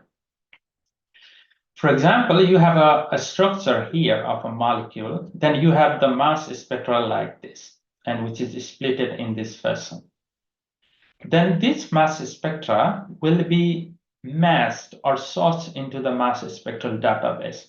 And whenever it finds the matching, for example, in this spectra here, all these spectra, the green signals are matching with this one, then this GNPS will hit for this spectral identity, and it will be as an identified metabolite. And this can be also applied in gas chromatography mass spectral library. So finally, this GNPS molecular network can be visualized in the cytoscape. So this cytoscape is only for visualization of the network. For example, in this cytoscape, you can see this cluster over here, and each of these entity is called nodes, and they represent one molecule, and they are connected with each other, means their structure shares similarity. Their mass spectral data fit or somehow match with each other. For example, this square box represents the non-identities of these metabolites, and this circular node represents the unknown identity. Then we have another platform, CITES.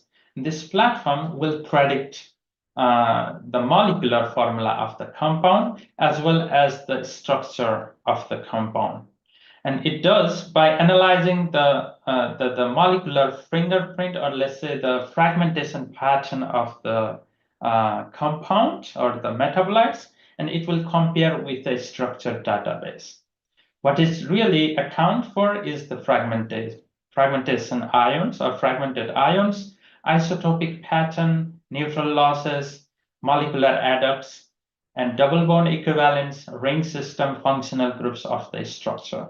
And finally, it will search on the structured databases like PubChem, PubMed, Natural Products, and many more. Here is a small representation how this CITES will work. For example, this mass spectral data will be uploaded. Then the structured database will be also included into this core facility of the CITES. Then it will compute and analyze, and it will make some algorithm to match with a structured database. And finally, it will reveal the results into the computer software. So here are some results I want to show, which have outcome from the application of metabolomics. For example, Utica darica is an edible plant in South Asian countries. So you can see even people or villagers are harvesting this plant. And on the study of this high-resolution mass spectrometry-based metabolomics, it has detected several non-metabolites, up to 17, and few unknown metabolites as well, in a very high abundance. And then this plant has been eaten as a purpose in pharmaceutical uses like anti-diabetic medicine. Then we detected some metabolites, for example, this vicinin 3,2 or ricocide, and these metabolites are known for very strong, potent anti-diabetic activities. Similarly, we have also detected one metabolite over here, this 3,5-dihydroxyphenethanol, and this compound is a very strong antioxidant compound detected. Another example is this was the work from my PhD, where I have investigated the microbiome as a source of metabolites from amphibians. And these amphibians were having the fungal infection epidemic. And then I was looking for those microbiomes from the skin, which were showing, let's say, antifungal activity against those pathogenic fungus. By applying this metabolomic approach, I have successfully identified and discovered 10 different metabolites, mostly belonging to lipopeptides.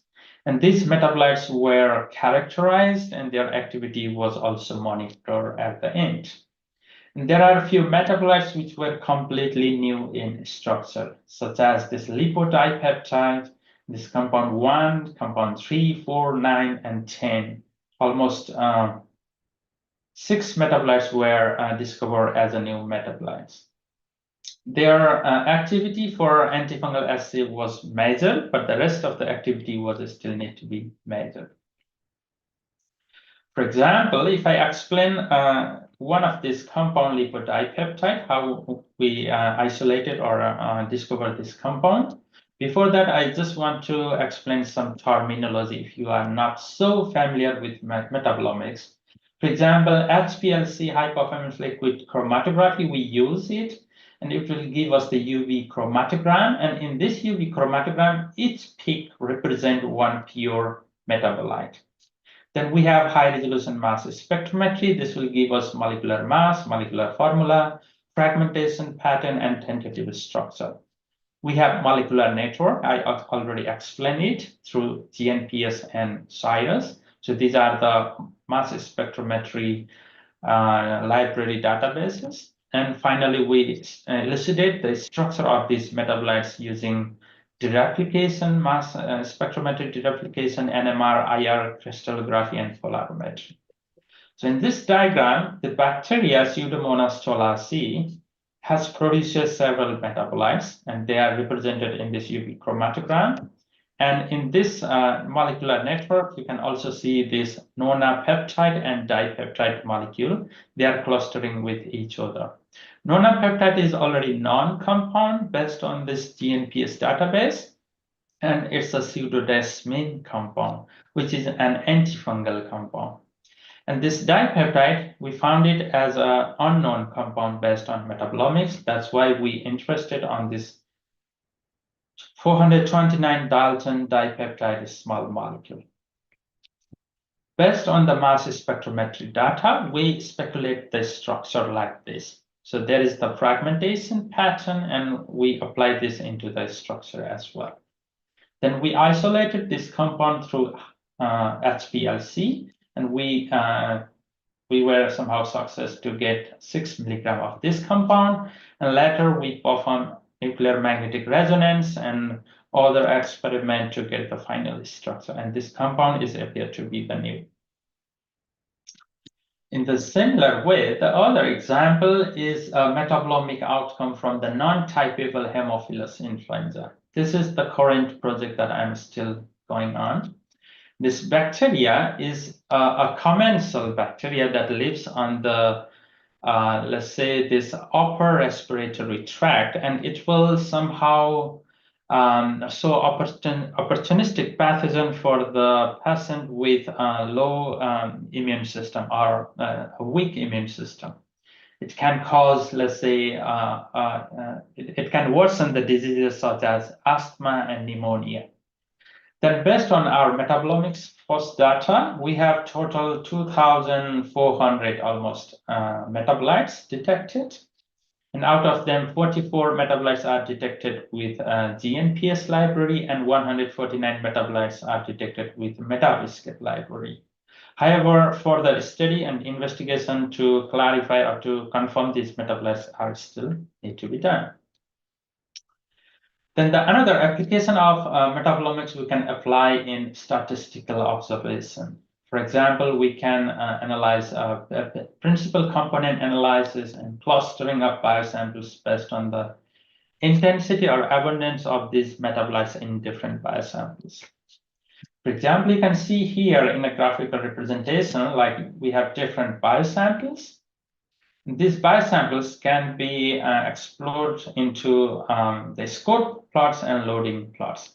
So what happens here is these biosamples, which are clustering together, are those biosamples which contains the similar types of metabolites in similar intensities, and which are distant from each other. That means these biosamples are different from each other in terms of the intensity of metabolites and also presence and absence of the metabolites. Then in this loading plot, so its cross point here represents its metabolite in the biosample axes. For example, this green axis, so the metabolites found in this green axis or these green lines are those which are only present in these green samples, and so on. So it will help us to compare different biosamples from food or from microbiome or any other samples to have an overview how they are similar with each other or not. And finally, it can also generate a clustering how they are similar with each other. For example, here is an example of this metabolites study from Haemophilus influenza. And these are the fractions of this bacterial extract. And you can see here some are clustering together and some are quite separated from each other. So you can also see here in this sample axis of each of these metabolites and also clustering pattern over here. And this can be done using the software, this Metaboscape and MetaboAnalyst 6.0. So this MetaboAnalyst is also free access for every users. So in general, this is a general recall that we have source, we extract, we do fractionation, LCMS, TCMS, and we somehow reach to the target functional metabolites.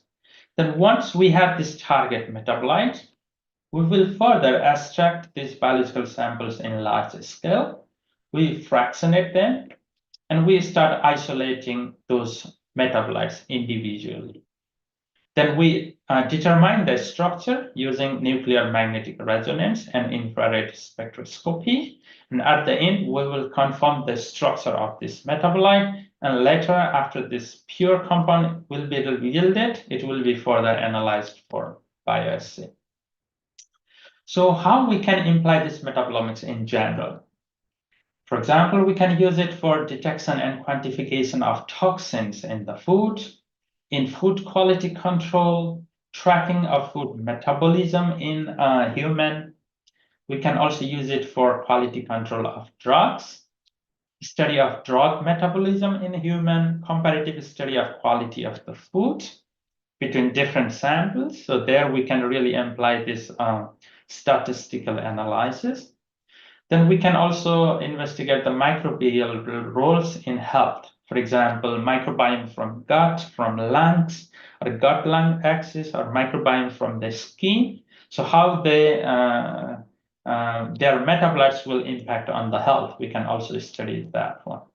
Then discovery of drugs and therapeutics. This one I already showed in the second slide. Then we can also use it as a diagnostic use in the diseases and pharmaceuticals and medicines. So our research center here, so this is Research Center Bostel, and our group will offer these facilities such as targeted metabolomics, quantification of drugs, toxin, and small molecules in any biosamples. And we also perform on-targeted metabolomics, isolation, purification, and structural elucidation of small molecules, screening of metabolites from biological sources, and we are open for all type of possible collaborations. In this way, I would like to thank all the members of our research group. So our group leader is Dr. Katarzyna Duda, and she is over here. And we have one PhD student, also Alexandra, and the rest we have a technical support into our group. So with this, I would like to thank to all of you, and I'm also open for any questions. Thank you. Thank you, Dr. Keshap, for your fruitful and comprehensive presentation. We'll have Q&A after the third speaker, so please take your time for the moment. And okay, let us move to the third speaker. We have Mrs. Martha Purnami Wulanjati from National Research and Innovation Agency, or BRIN. She will talk about the functional characterization of strawberry malonyl transferase. Please allow me some time to deliver her CV before she begins her speech. Mrs. Martha Purnami Wulanjati, currently a doctoral student of biosciences at the TUM School of Life Sciences, Technical University of Munich, Germany. She is also currently as a researcher at National Research and Innovation Agency, or BRIN. She earned her bachelor's degree in pharmacy from Gadjah Mada University, Indonesia in 2012, and then became a pharmacist or apotheker in 2013. Then in 2017, she got a Master Biotechnology from the Graduate School of Gadjah Mada University, and Ms. Martha started her career as a research assistant at UGM in 2017.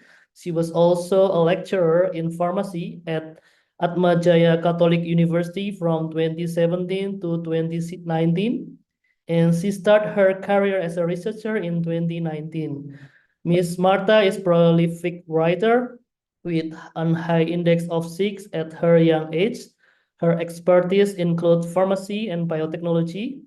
And if you want to connect to her, you can reach her via email as written on the slide.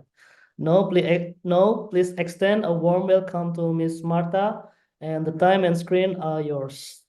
Thank you. Okay. Thank you, Dr. Fred, for your kind introduction. Is my voice clear? Yes, very clear. Okay. So let me share my presentation.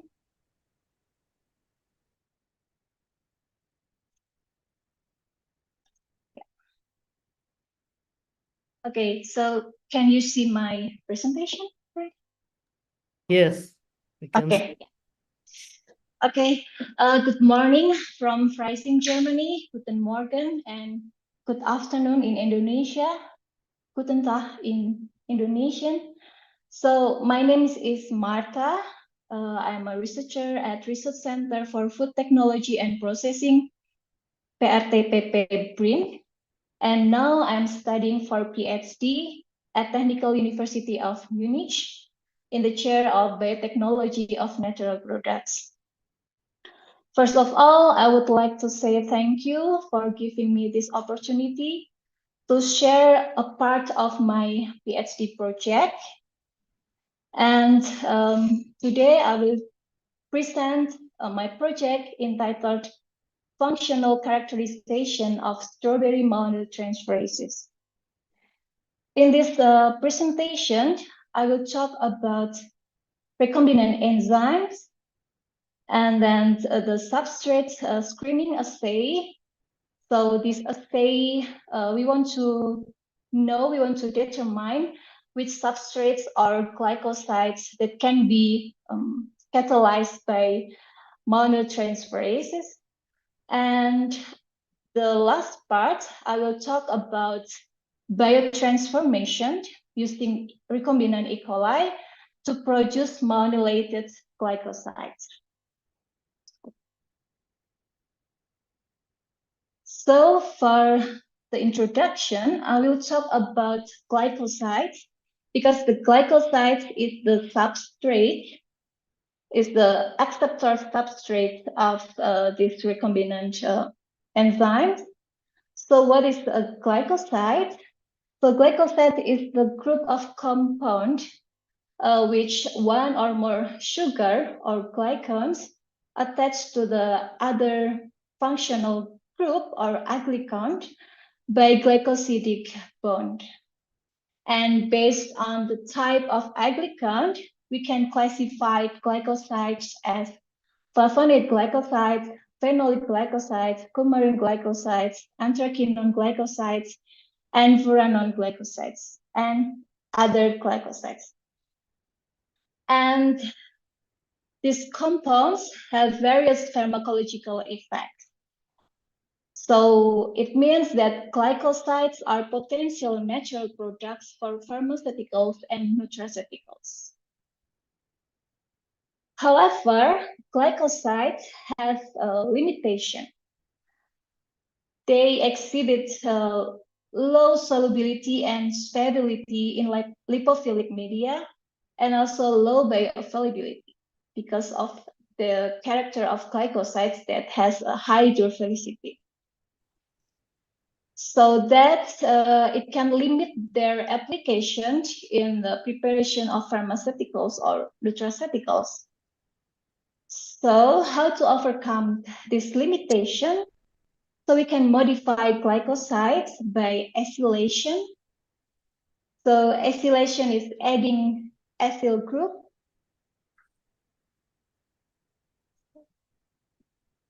Adding acyl group. So this is the acyl group with a structure like this, RCO. And the example from acyl group, like malonyl group, acetyl group, succinyl group, coumaryl group, and so on.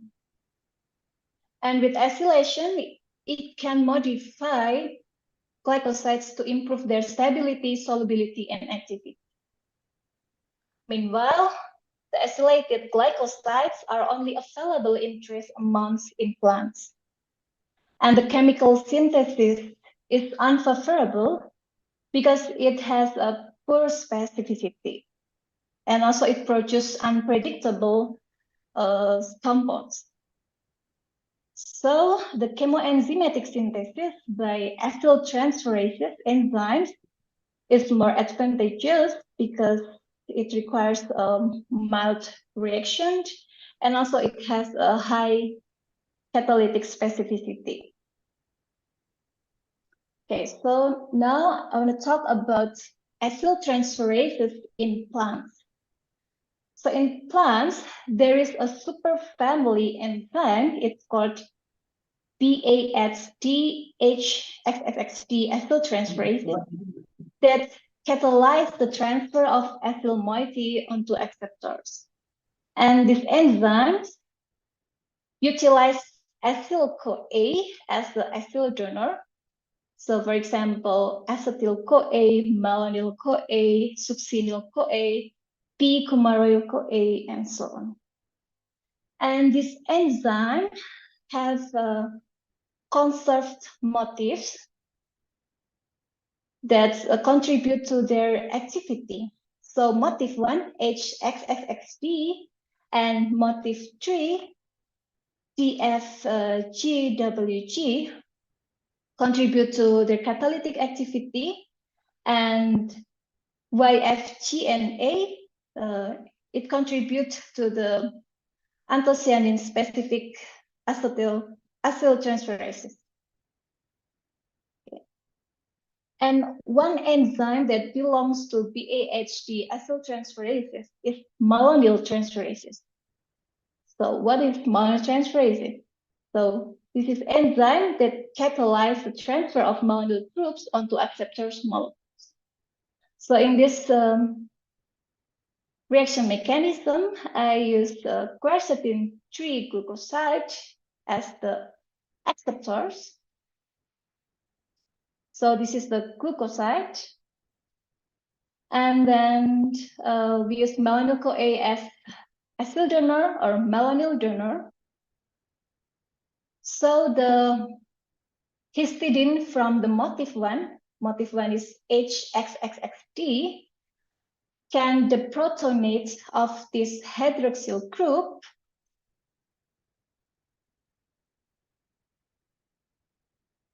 and then it can initiate the nucleophilic attack to the carbon in the thioester, and then it can break down this bond, so it can produce the CoA SH, and the malonyl group from malonyl CoA can attach to the glucosyl of a glucoside. So it can produce quercetin 3,6 malonyl glucoside. And in strawberries, we found that there are some malonylated flavonoid glucosides. It means that there is a malonyl-transferase in the polyphenol biosynthesis in strawberries. So the malonylation in strawberries can enhance the solubility and stability of the compounds in the cells, and also it can prevent the enzymatic degradations in the plant cells. However, the malonyl-transferases from strawberries are not yet characterized and also not yet applied to modify compounds.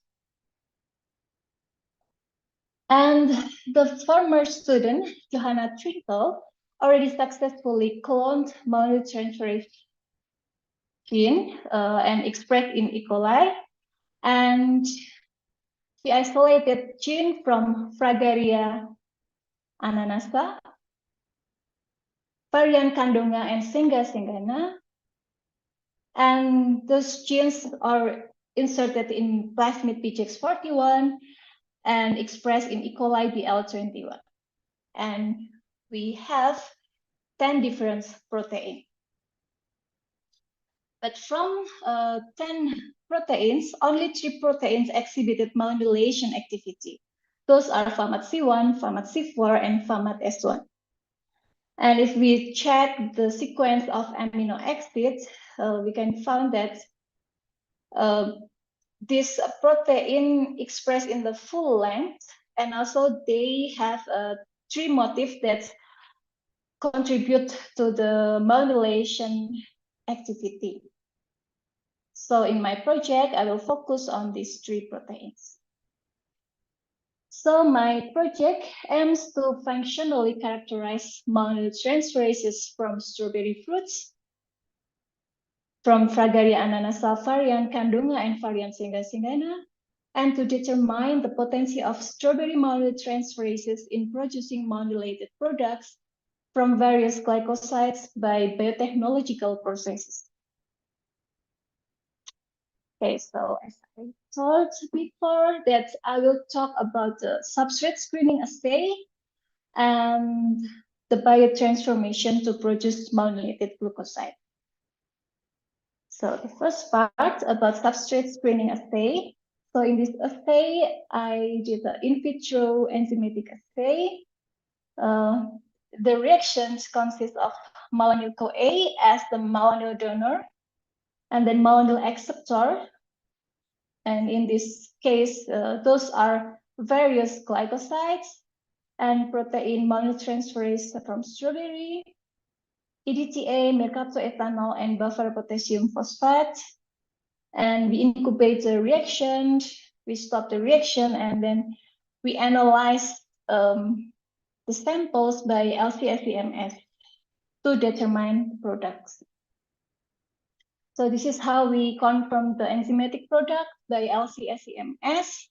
So in the UV chromatogram, we found there are 2 peaks here, and then we create the extracted ion chromatograms. This one, EIC 549, is for the quercetin 3 monoglucosides, and EIC 463 for quercetin 3 glucosides. And from extracted ion chromatograms, we can see the mass spectrum of the product. And we can see the fragmentation, and we can confirm that, yeah, this is the product of quercetin trimalonyl glucoside.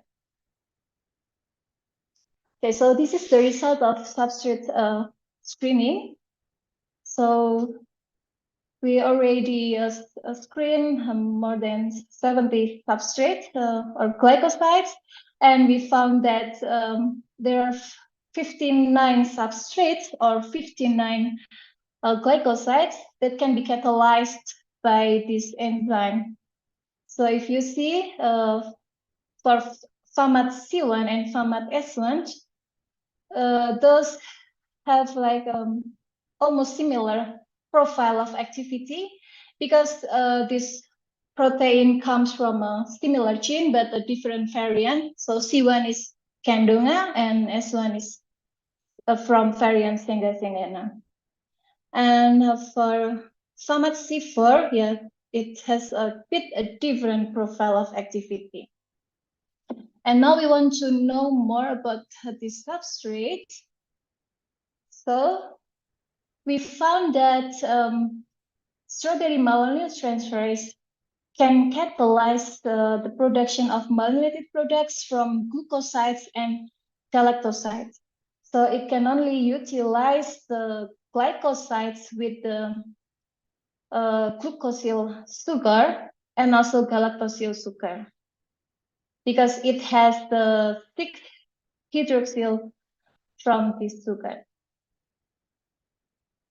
Okay, and the strawberry malonyltransferase can utilize glycosides with various glycans, such as flavon, flavonol, flavanone, isoflavone, anthocyanin, coumarin, anthraquinone, furanon, piranon, phenolic, and benzyl.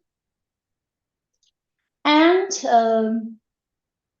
from substrate screening, we also found negative results that the enzyme cannot utilize substrates from rhamnocytes, arabinocytes, rutinocytes, and neohesperidosites. And we can see that this structure, this sugar or glycan, doesn't have 6-hydroxyl. And also the malonyltransferase cannot utilize stilbene glucosides, monoterpenol glucosides, and alkyl glucoside.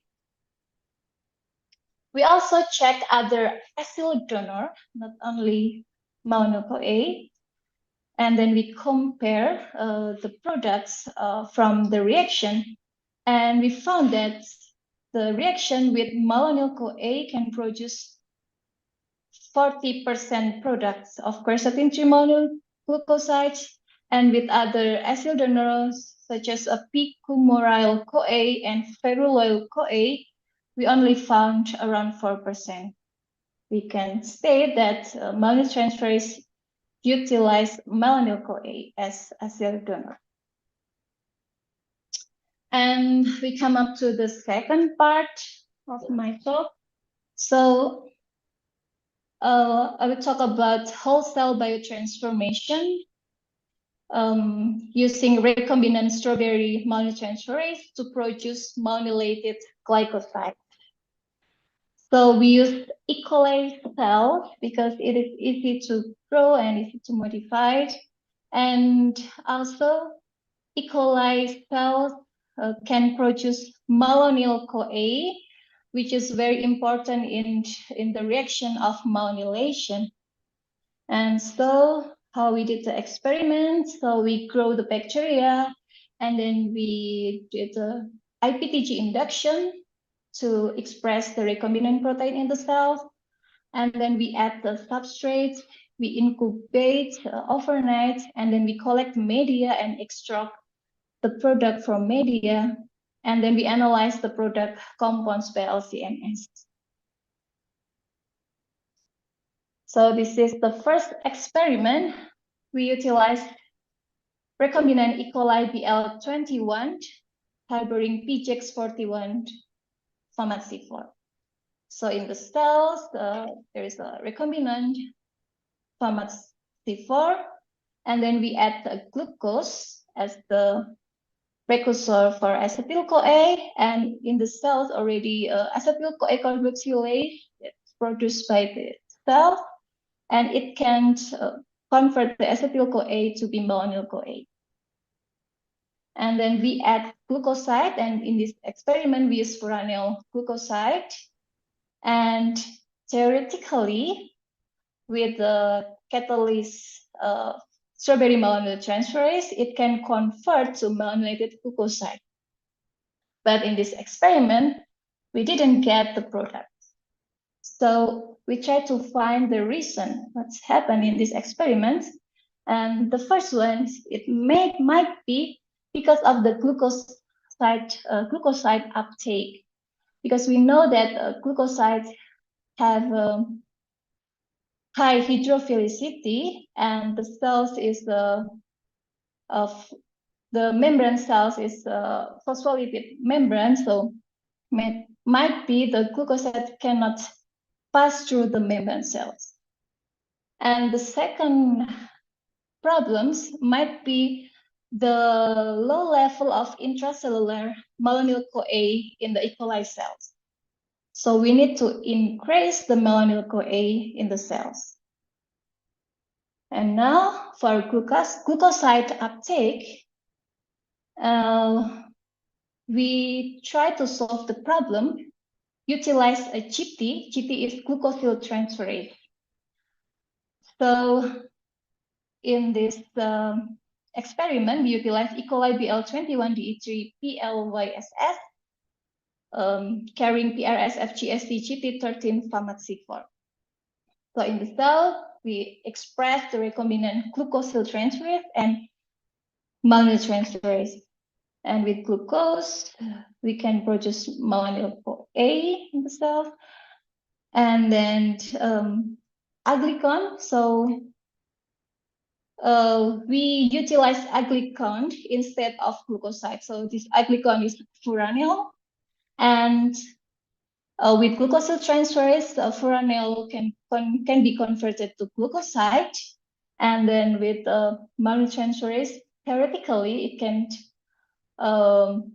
produce malonylated glucosides. And in this experiment, we don't get the product, even we don't get the glucoside, the furanyl glucosides. And also, I tried to produce the fusion protein of malonyl transferase and also METP. METP is malonyl-CoA synthetase, so it can produce malonyl-CoA in the cell. So we add the sodium malonate, the malonate ion precursor for malonyl-CoA and glucose, and this one is glucoside, furanyl glucoside, and we hope we get the malonylated glucosides, but we don't get the product. Although we try to check the in vitro assay and it produced the malonylated glucosides, but in vivo assay, we don't get the product. And then we try to find solution. So we collaborate with Professor Mateus Kovas. He is an expert in metabolic engineering, and in April and May this year, I conducted research stay in his lab in Center for Biotechnology and Interdisciplinary Studies at Rensselaer Polytechnic Institute, Troy, New York, US. And we create strategy to produce glucoside by transformation. So the first one, to overcome the glycoside uptake, we utilize glucosyl transferase and malonyl transferase, and we use this plasmid, PCDF and PET-M6. So we use a different plasmid. And then for intracellular malonyl-CoA level, we utilize malonyl-CoA synthetase, METP, and malonyl protein transport METC gene. So it can increase the malonyl-CoA level in the cells. And so we cloned this recombinant plasmid with PACYC plasmid, and we add antibiotic cerulanin, so it can inhibit fatty acid synthetase. So we we check the biotransformation utilizing E. coli BL21DE3, PCDF GT13 PAMAXI4, and PACYC MEP-MEP6. So in the cell, we express the recombinant malonyl glucosyltransferase, malonyl-CoA synthetase B, and malonate-MET-C, malonate transport protein. So the malonate ion can be transported by malon-MET-C, and then the glucose as the precursor for acetyl-CoA, and with MET-B it can produce malonyl-CoA, and we add furanyl as an aglycon, and also we add serulanin to inhibit the fatty acid synthetase. And the aglycon can be converted to glucosides, and with strawberry malonyl-transferase, it can be converted to malonylated glucosides. And then finally, in the media, we found the malonylated glucosides. So yeah, we check the media or the supernatants of cells, and we found that there is several peaks here in the UV chromatogram, and we created the extracted ion chromatogram. 129 is for furanyl, 291 for furanyl glucosides, and 399 for furanyl malonyl glucosides. So for peak 1 is furanyl glucoside, peak 2 furanyl malonyl glucoside, and peak 3 furanyl compound. And we check the mass spectrum of furanyl malonyl glucosides, and we can confirm the fragmentation of this compound. And yeah, finally we found we got the product, although the product is still low. So now we are working on to improve the product yield in the cells. Okay. So from my presentation today, we can conclude that strawberry malonyl-transferase catalyzed the ethylation of numerous glycosides with malonyl-CoA as an ethyl donor, and strawberry malonyl-transferase have broad substrate specificity and ethylate many types of glycosides such as glucosides and galactosides, which can carry different aglycons. And the biotransformation utilizing E. coli BL21DE3 harboring glucosyltransferase, malonyl-transferase, malonyl-CoA synthetase, and malonate transport genes, and using antibiotic serulanin produces malonylated glycosides. So we can state that strawberry malonyl-transferase are promising proteins to catalyze the production of malonylated glycosides. So this is the reference for this presentation. And thank you very much for your attention. Vielen Dank für Ihre Aufmerksamkeit. Okay. Thank you, Mrs. Martha Purnami Wulanjati, for your fascinating and very comprehensive presentation. And all right, it's time for our Q&A session. And during this session, we call on participants to ask questions of our three presenters and discuss any opinion or provide any relevant information. And so feel free to share your insight, and participants can use the raise hand button in the React feature or type question into the chat box. We have around 10 to 15 minutes to end this session. Is there any question? Oh, yeah. Yeah, so we have some question in the chat box. Maybe we can start from the first speaker. I hope Mr. or Dr. Abdul Rahman Sirgar is still there. Dr. Yeah. Abdul, are you still there? Okay. So we have some question for you from the chat box, which is around 3 from Nurfianto. I would like to So read the question. So the first one is, how is the correlation between microbial bioprospecting in fermented foods and the gut microbiome in humans related to digestive tract health and general human health? And the second one, how is the development of gut microbiome research in human as solution approach for the therapy of various human disease in Indonesia? And the third one, also from Nurfianto, what are the challenges and obstacles to the valorization of agro-industrial waste for the production of food enzyme, food ingredient, and etc. So time is yours. Okay, thank you very much, Mr. Nurfianto, for your questions. I would like to go to the first questions regarding the correlations between microbial bioprospecting in fermented foods and gut microbiome health. Microbial bioprospecting in fermented foods, we know that fermented foods are rich in beneficial microorganisms, including bacteria and also yeast, which can contribute to the unique flavors and preservation purposes, qualities such as the beverage, the foods that we often consume every day, as yogurt, caviar, kimchi, and also miso, which is famous from Japan.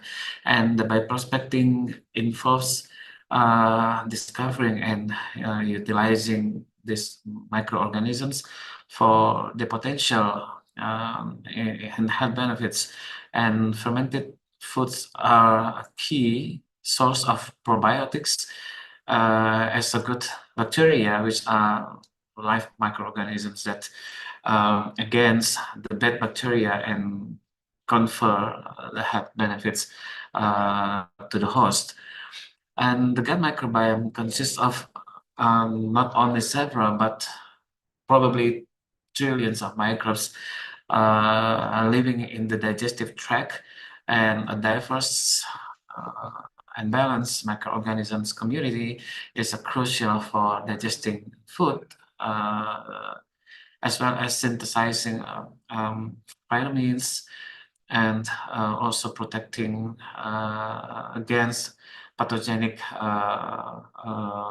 parasites or pathogenic microbes. And the more gut microbiome and the better quality on health, particularly in digestive tract, that we can expect.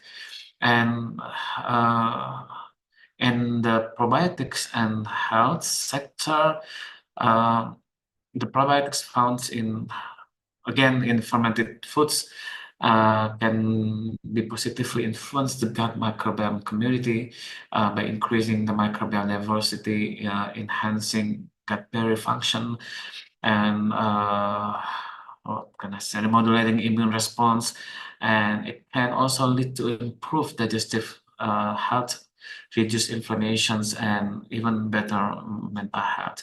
So overall, for the human health, we can expect that a healthy gut microbiome is associated with a lower risk of various conditions, including obesity, diabetes, cardiovascular disease, and also inflammatory bowel disease. And the consumption of the fermented foods with probiotics can support a balanced microbiome and contribute to overall health. Regarding the development of gut microbiome research in Indonesia, Indonesia research regarding is focusing on how the gut microbiome relates to prevalent local disease such as metabolic syndrome, diabetes. As I mentioned before, at the moment the cases is increasing so dramatically, more than 70 times compared to the previous one, and the gastrointestinal disorders. And there's also interest in understanding on how traditional Indonesian diets and fermented foods such as fermented soybean, tempe, fermented cassava, like tape, fermented soy pulp, oncom or tempoyak as a fermented durian, the impact to the gut health. And yeah, for the valorization of agro-industrial waste, yeah, it involves converting waste materials into valuable products such as food enzymes, ingredients, and bioactive compounds. And agro-industrial waste includes byproducts from agriculture and food processing, like fruit peels, husk, and spent grains. Yeah, the opportunities by valorizing agro-industrial waste contributes to a circular economic, of course, particularly by reducing waste and creating valuable products. And we can align this with the sustainability goals, development goals, I mean. And for the innovations, advances in biotechnology, of course, and process engineering offer new possibilities for efficient waste conversions and the development of high-value products from the waste. That's what I can say. I hope my answers fits to your questions. Thank you. Thank you, Dr. Abdurrahman Sregar, for your very comprehensive answer. I think the answer is very good. If you have more question, you can also raise hand or chat to the box. If no more question for Dr. Abdul or later, now we can move to the second question, to the second speaker. So, Dr. Keshap, we have two questions from Ms. Nila Kusumawati and also the same one, Nurfianto. So the question for the first one is, how can HRMS-based metabolomics can be integrated with other analytical techniques to enhance the discovery of bioactive natural products?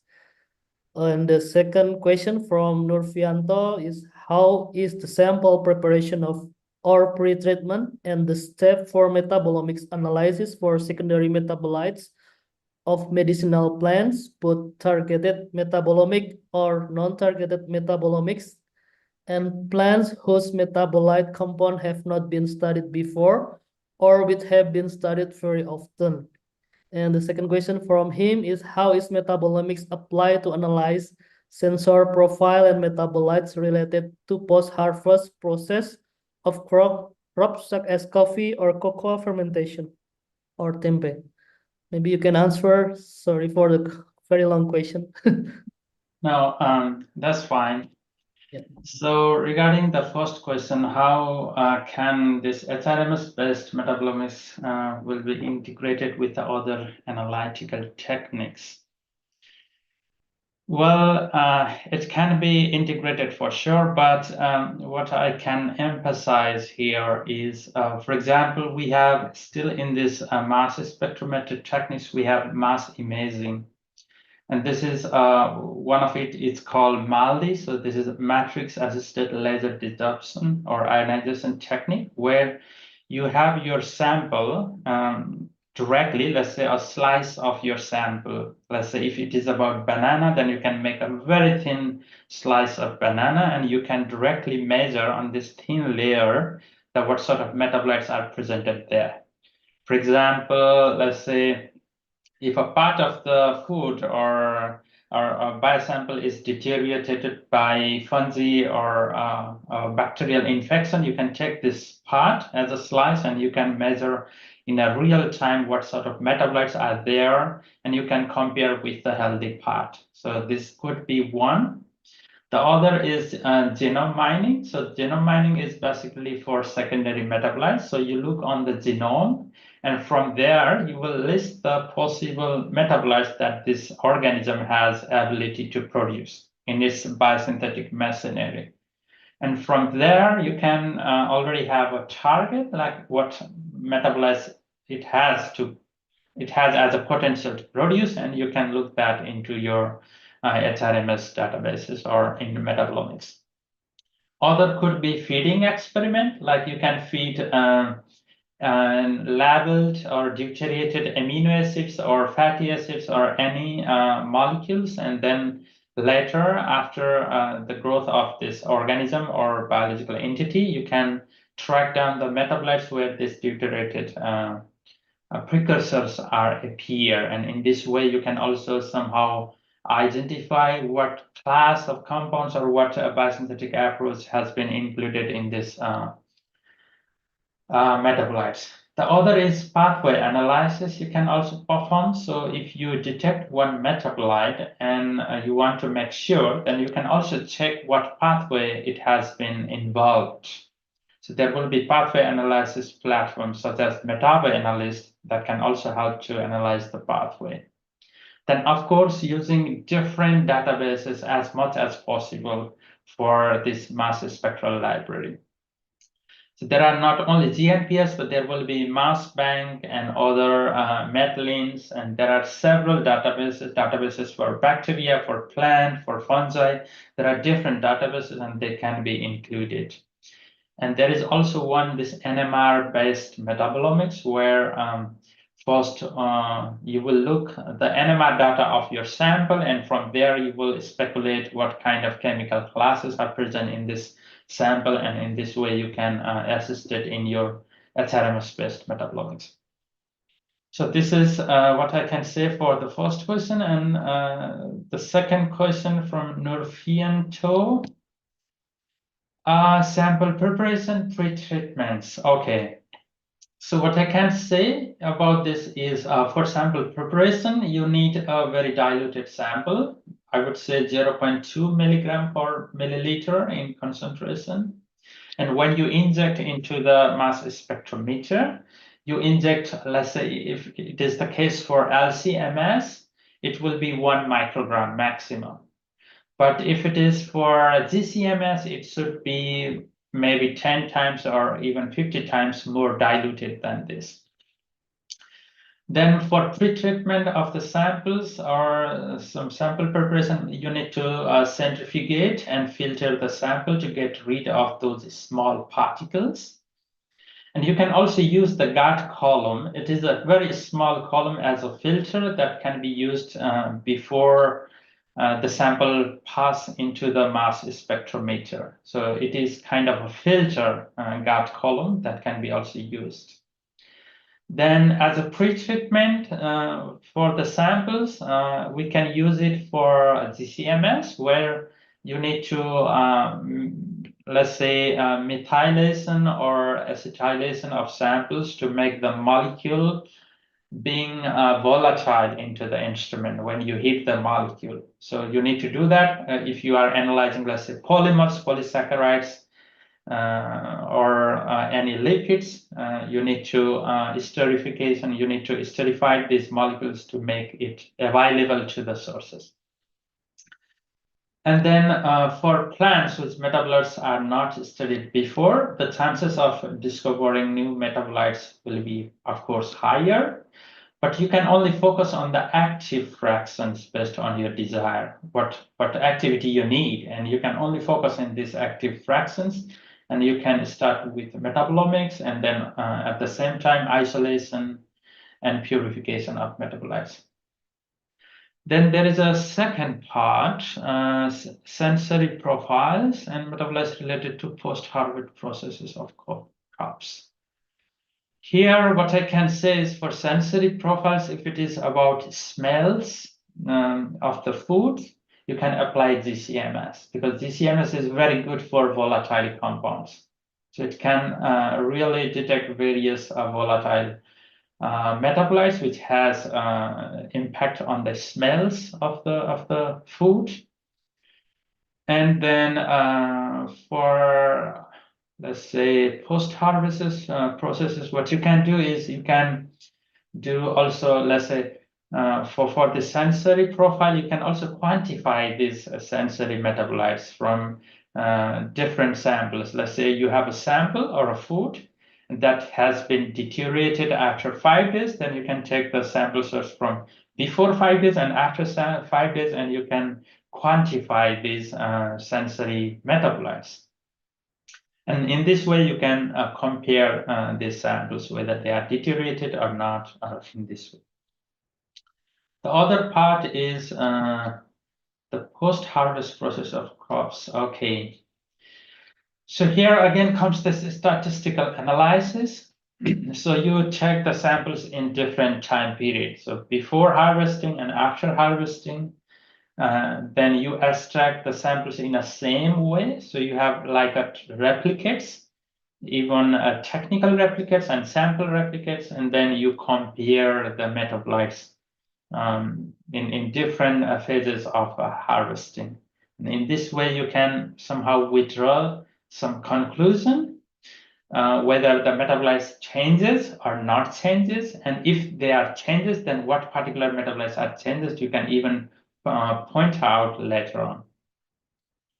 So yeah, I think I somehow addressed most of the questions. Yeah. Okay, Dr. Keshav, thank you for a very comprehensive answer. But actually, we still have one more question. It just came recently. I hope you could also answer this question. The question is from Irma Mariana. Why analysis with HRMS use more software to processing data than GCMS? And what error may occur and should be aware when using HRMS? I hope you can answer at this time. Yeah, I mean, let's say GCMS is mainly only for those volatile compounds. Not all metabolites will be measured in GCMS. And if we say about the library, it's also the spectral library. There are, of course, this GCMS library, such as NIST library, but there are a lot more libraries for LCMS data. And for this, lot more spectral databases, and also for diverse sample types, we can use LCMS. And then while there are many more software, so it is always depending on what you need. If you need a comparative statistical analysis, there need to be one platform where it will only does for comparative statistical analysis. And if you really need a targeted analysis of your sample, then you don't need to analyze all the metabolites present in there, because you already have one target metabolite and you only focus on that one. So for that, one can use a separate software. But also these softwares are, some are commercial software that you can purchase. They have very nice graphic user interfaces that you have a bit of relaxing while analyzing on these graphics. But there are other software which are made for, let's say, free users, which can be used for free, and a researcher can use it. So it is, I think, if you have more software, more databases, I think it is a chance that you can even analyze more than having a limited applications. So what errors might occur and should be aware when using HRMS? Of course, you cannot confirm your results just based on HRMS unless you have your own reference standard with you. So you can predict in a high accuracy for sure, but really to confirm 100%, you should always have your reference standard with you. Otherwise, you need the further structural confirmation with NMR or crystallographic data and stuff like that. So this could be the limitation for sure. So you will really encounter with many more metabolites, and you need to search on your target based on your desire. Whether are you only focused on those metabolites which are highly abundant in your sample, or are you focusing on only new metabolites or only in bioactive metabolites? So one need to really optimize the workflow. That's what I can say regarding this question. Yeah. Okay, Keshav, thank you for your answer. Please stay for a moment. So we go to the next speaker, Ms. Martha. Show the question. Yeah. Thank you. So for Miss Marta, we have two questions from same Nurfianto. And the second one is from Miss Lusty. So for the first question is, since the malonyl transferase is related to biosynthesis of strawberry anthocyanins to determine the level of fruit ripeness, and in other plants it can be found in flower and fruits, what are the biotechnological perspective for the post-harvest processing of strawberry for both fresh consumption and processed strawberry, and also for edible flower? And the second question from Ms. Lusty is, are there any other transformer other than E. coli to obtain malonyl glycoside? Maybe you could answer this question. Yeah, thank you very much for the questions from Mr. Nurvianta. Yeah, it's a great question. So, yeah, so malonyl-transferase enzymes contributed to the fruit ripening in the strawberry. And also, I select the previous student selected the gene of malonyl-transferase based on the high expression level of gene in the strawberry fruit ripening. And the malonyl-transferase can malonate polyphenol compound in the plants in the strawberry, and it can stabilize compound, it can increase the solubility, and it can prevent the enzymatic degradations in the cell. And especially for the anthocyanin, so it can stabilize the compound, and also it can stabilize the color of the anthocyanin. So in my point of view, we can increase the expression level of malonyl-transferase in plants, so it can help the fruit, the strawberry fruit ripening. And also because fruit ripening consists of various enzymes in the process. So I think it is not only the malonyl-transferase enzyme, but also we should modify other enzyme. Yeah. And for the second question from Ms. Lusty, are there any other transformants other than E. coli to obtain malonylated glycosides? Yes, we can utilize other host cells, for example, yeast or other, yeast. So the important thing for the host cell that the cells can produce malonyl coenzyme A. And we know that malonyl coenzyme A is the important compound in fatty acid biosynthesis. So yeah, we can use other other host cells, for example, yeast. But also we have to concern about the transcription regulation and translation regulation. Because yeast is eukaryotic, so we need to concern more about the post-translational modification. And we choose E. coli cells for producing this malonylated glucosides because we know that E. coli is easy to grow and easy to modify. And yeah, so and also the most important thing that the E. coli cells have a malonyl coenzyme A that's very important for the reaction. Yeah. Okay, thank you, Ms. Marta. So for all participants, if you have more questions, you can send directly to the email of the three speakers. And all right, today we learn about fermentation terminology from Dr. Abdul Rahman Siregar, which includes traditional fermentation, biomass, and precision fermentation. You also note that microbial bioprospecting can help in the development of food product with better physical and nutritional properties. Also, promote sustainable practice, generate healthier option for everyday consumption. In addition, also, he talked about microbial bioprospecting, aids the discovery or development of pharmaceuticals, personalized medicine, nutraceutical, and also the second speaker, which is Dr. Keshap, also taught us about the workflow of genome mining and metabolomic workflow, which also involved in the discovery and annotation of new and or known metabolite in food and health research sample using various tools such as he mentioned before, Sirius, Metaboscape, as well as GNPS. And he also explained how to perform cluster metabolites and visualize the results to enhance our understanding of the analysis.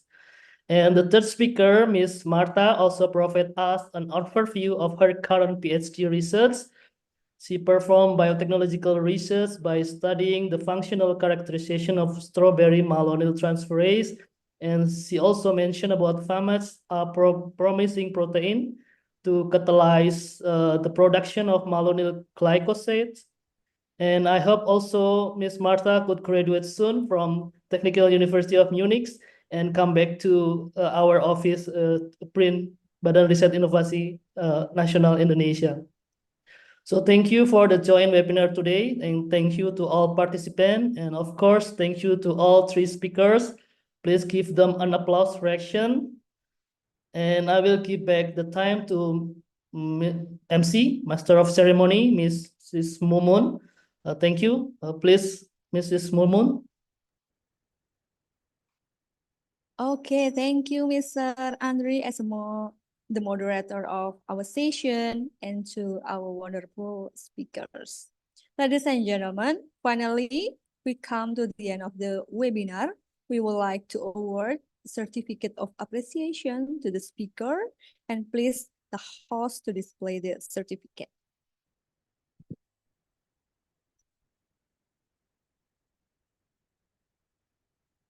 Okay, this is a certificate of appreciation to Dr. Abdul Rahman Siregar.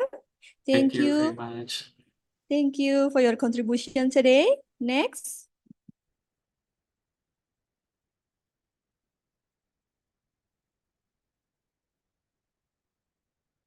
This is certificate of appreciation to Dr. Kesabatarai. Thank you so much for your contribution today. And the last one, this is certificate of appreciation to Mrs. Marta Purnami Wulanjati. Thank you for your contribution today. Thank you for your valuable contribution today, and we will send to your email soon. Ladies and gentlemen, we will have the documentation session for our speaker and moderator. So please the host can promote of us. And please the host can help to take the picture.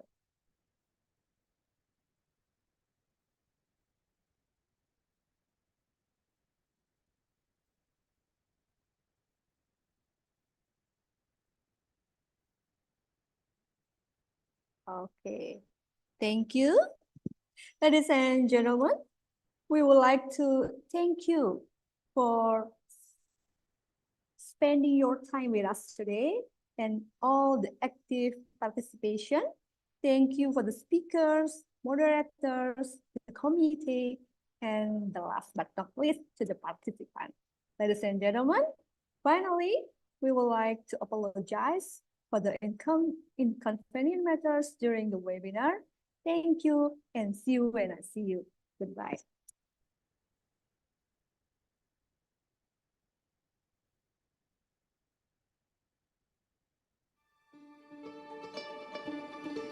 Research is our strength to overcome any limitations. Innovation is the guiding vision that drives us towards the future. We cannot face this alone. We must stand together to make our vision a reality. growing strong upon the land of Nusantara, a magical place filled with miracle and wonder. A land spanning 2 continents and 2 oceans, rich in culture and biodiversity. We and Indonesia are the necessary combination to realize the grand visions of the future.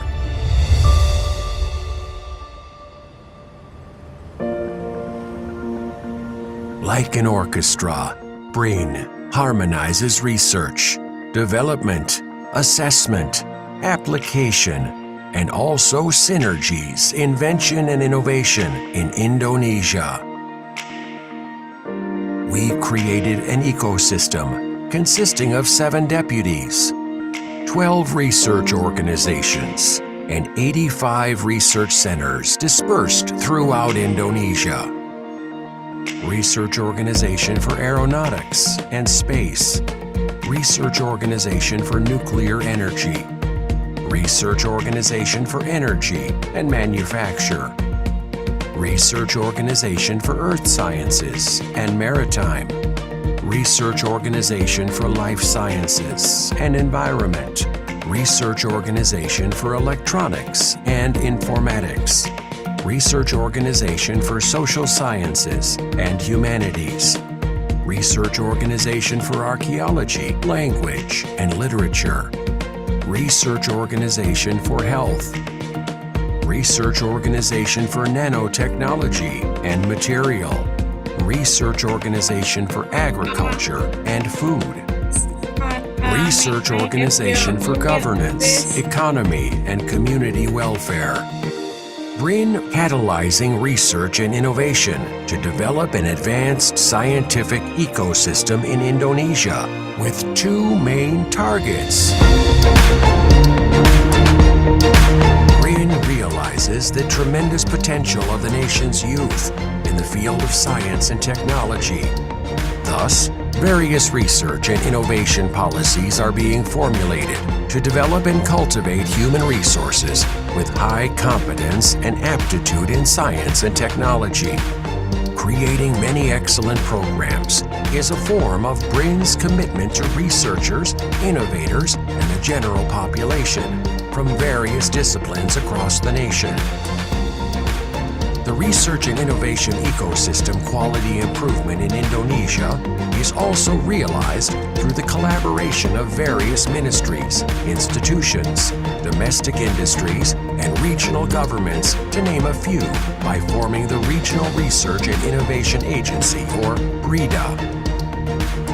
Moreover, cooperation with various foreign research institutions continue to be developed through active participation as member of various organizations and international forums.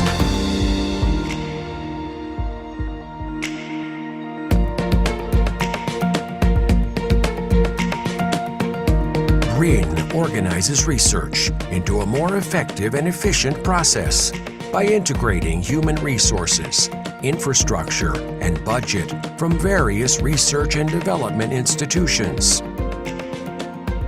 Oriented by a national research priority, BRIN routinely enacts comprehensive evaluations from various research and development institutions.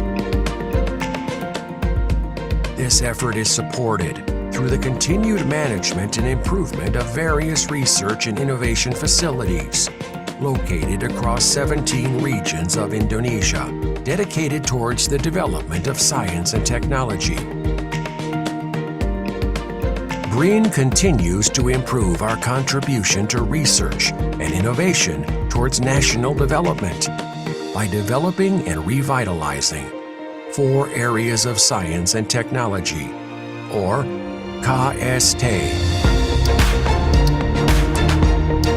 An integrated area consisting of research laboratory facilities, testing laboratories, and industrial facilities for both startups and SMEs, tenant office rooms, co-working space, meeting rooms, gallery rooms, and other supporting facilities.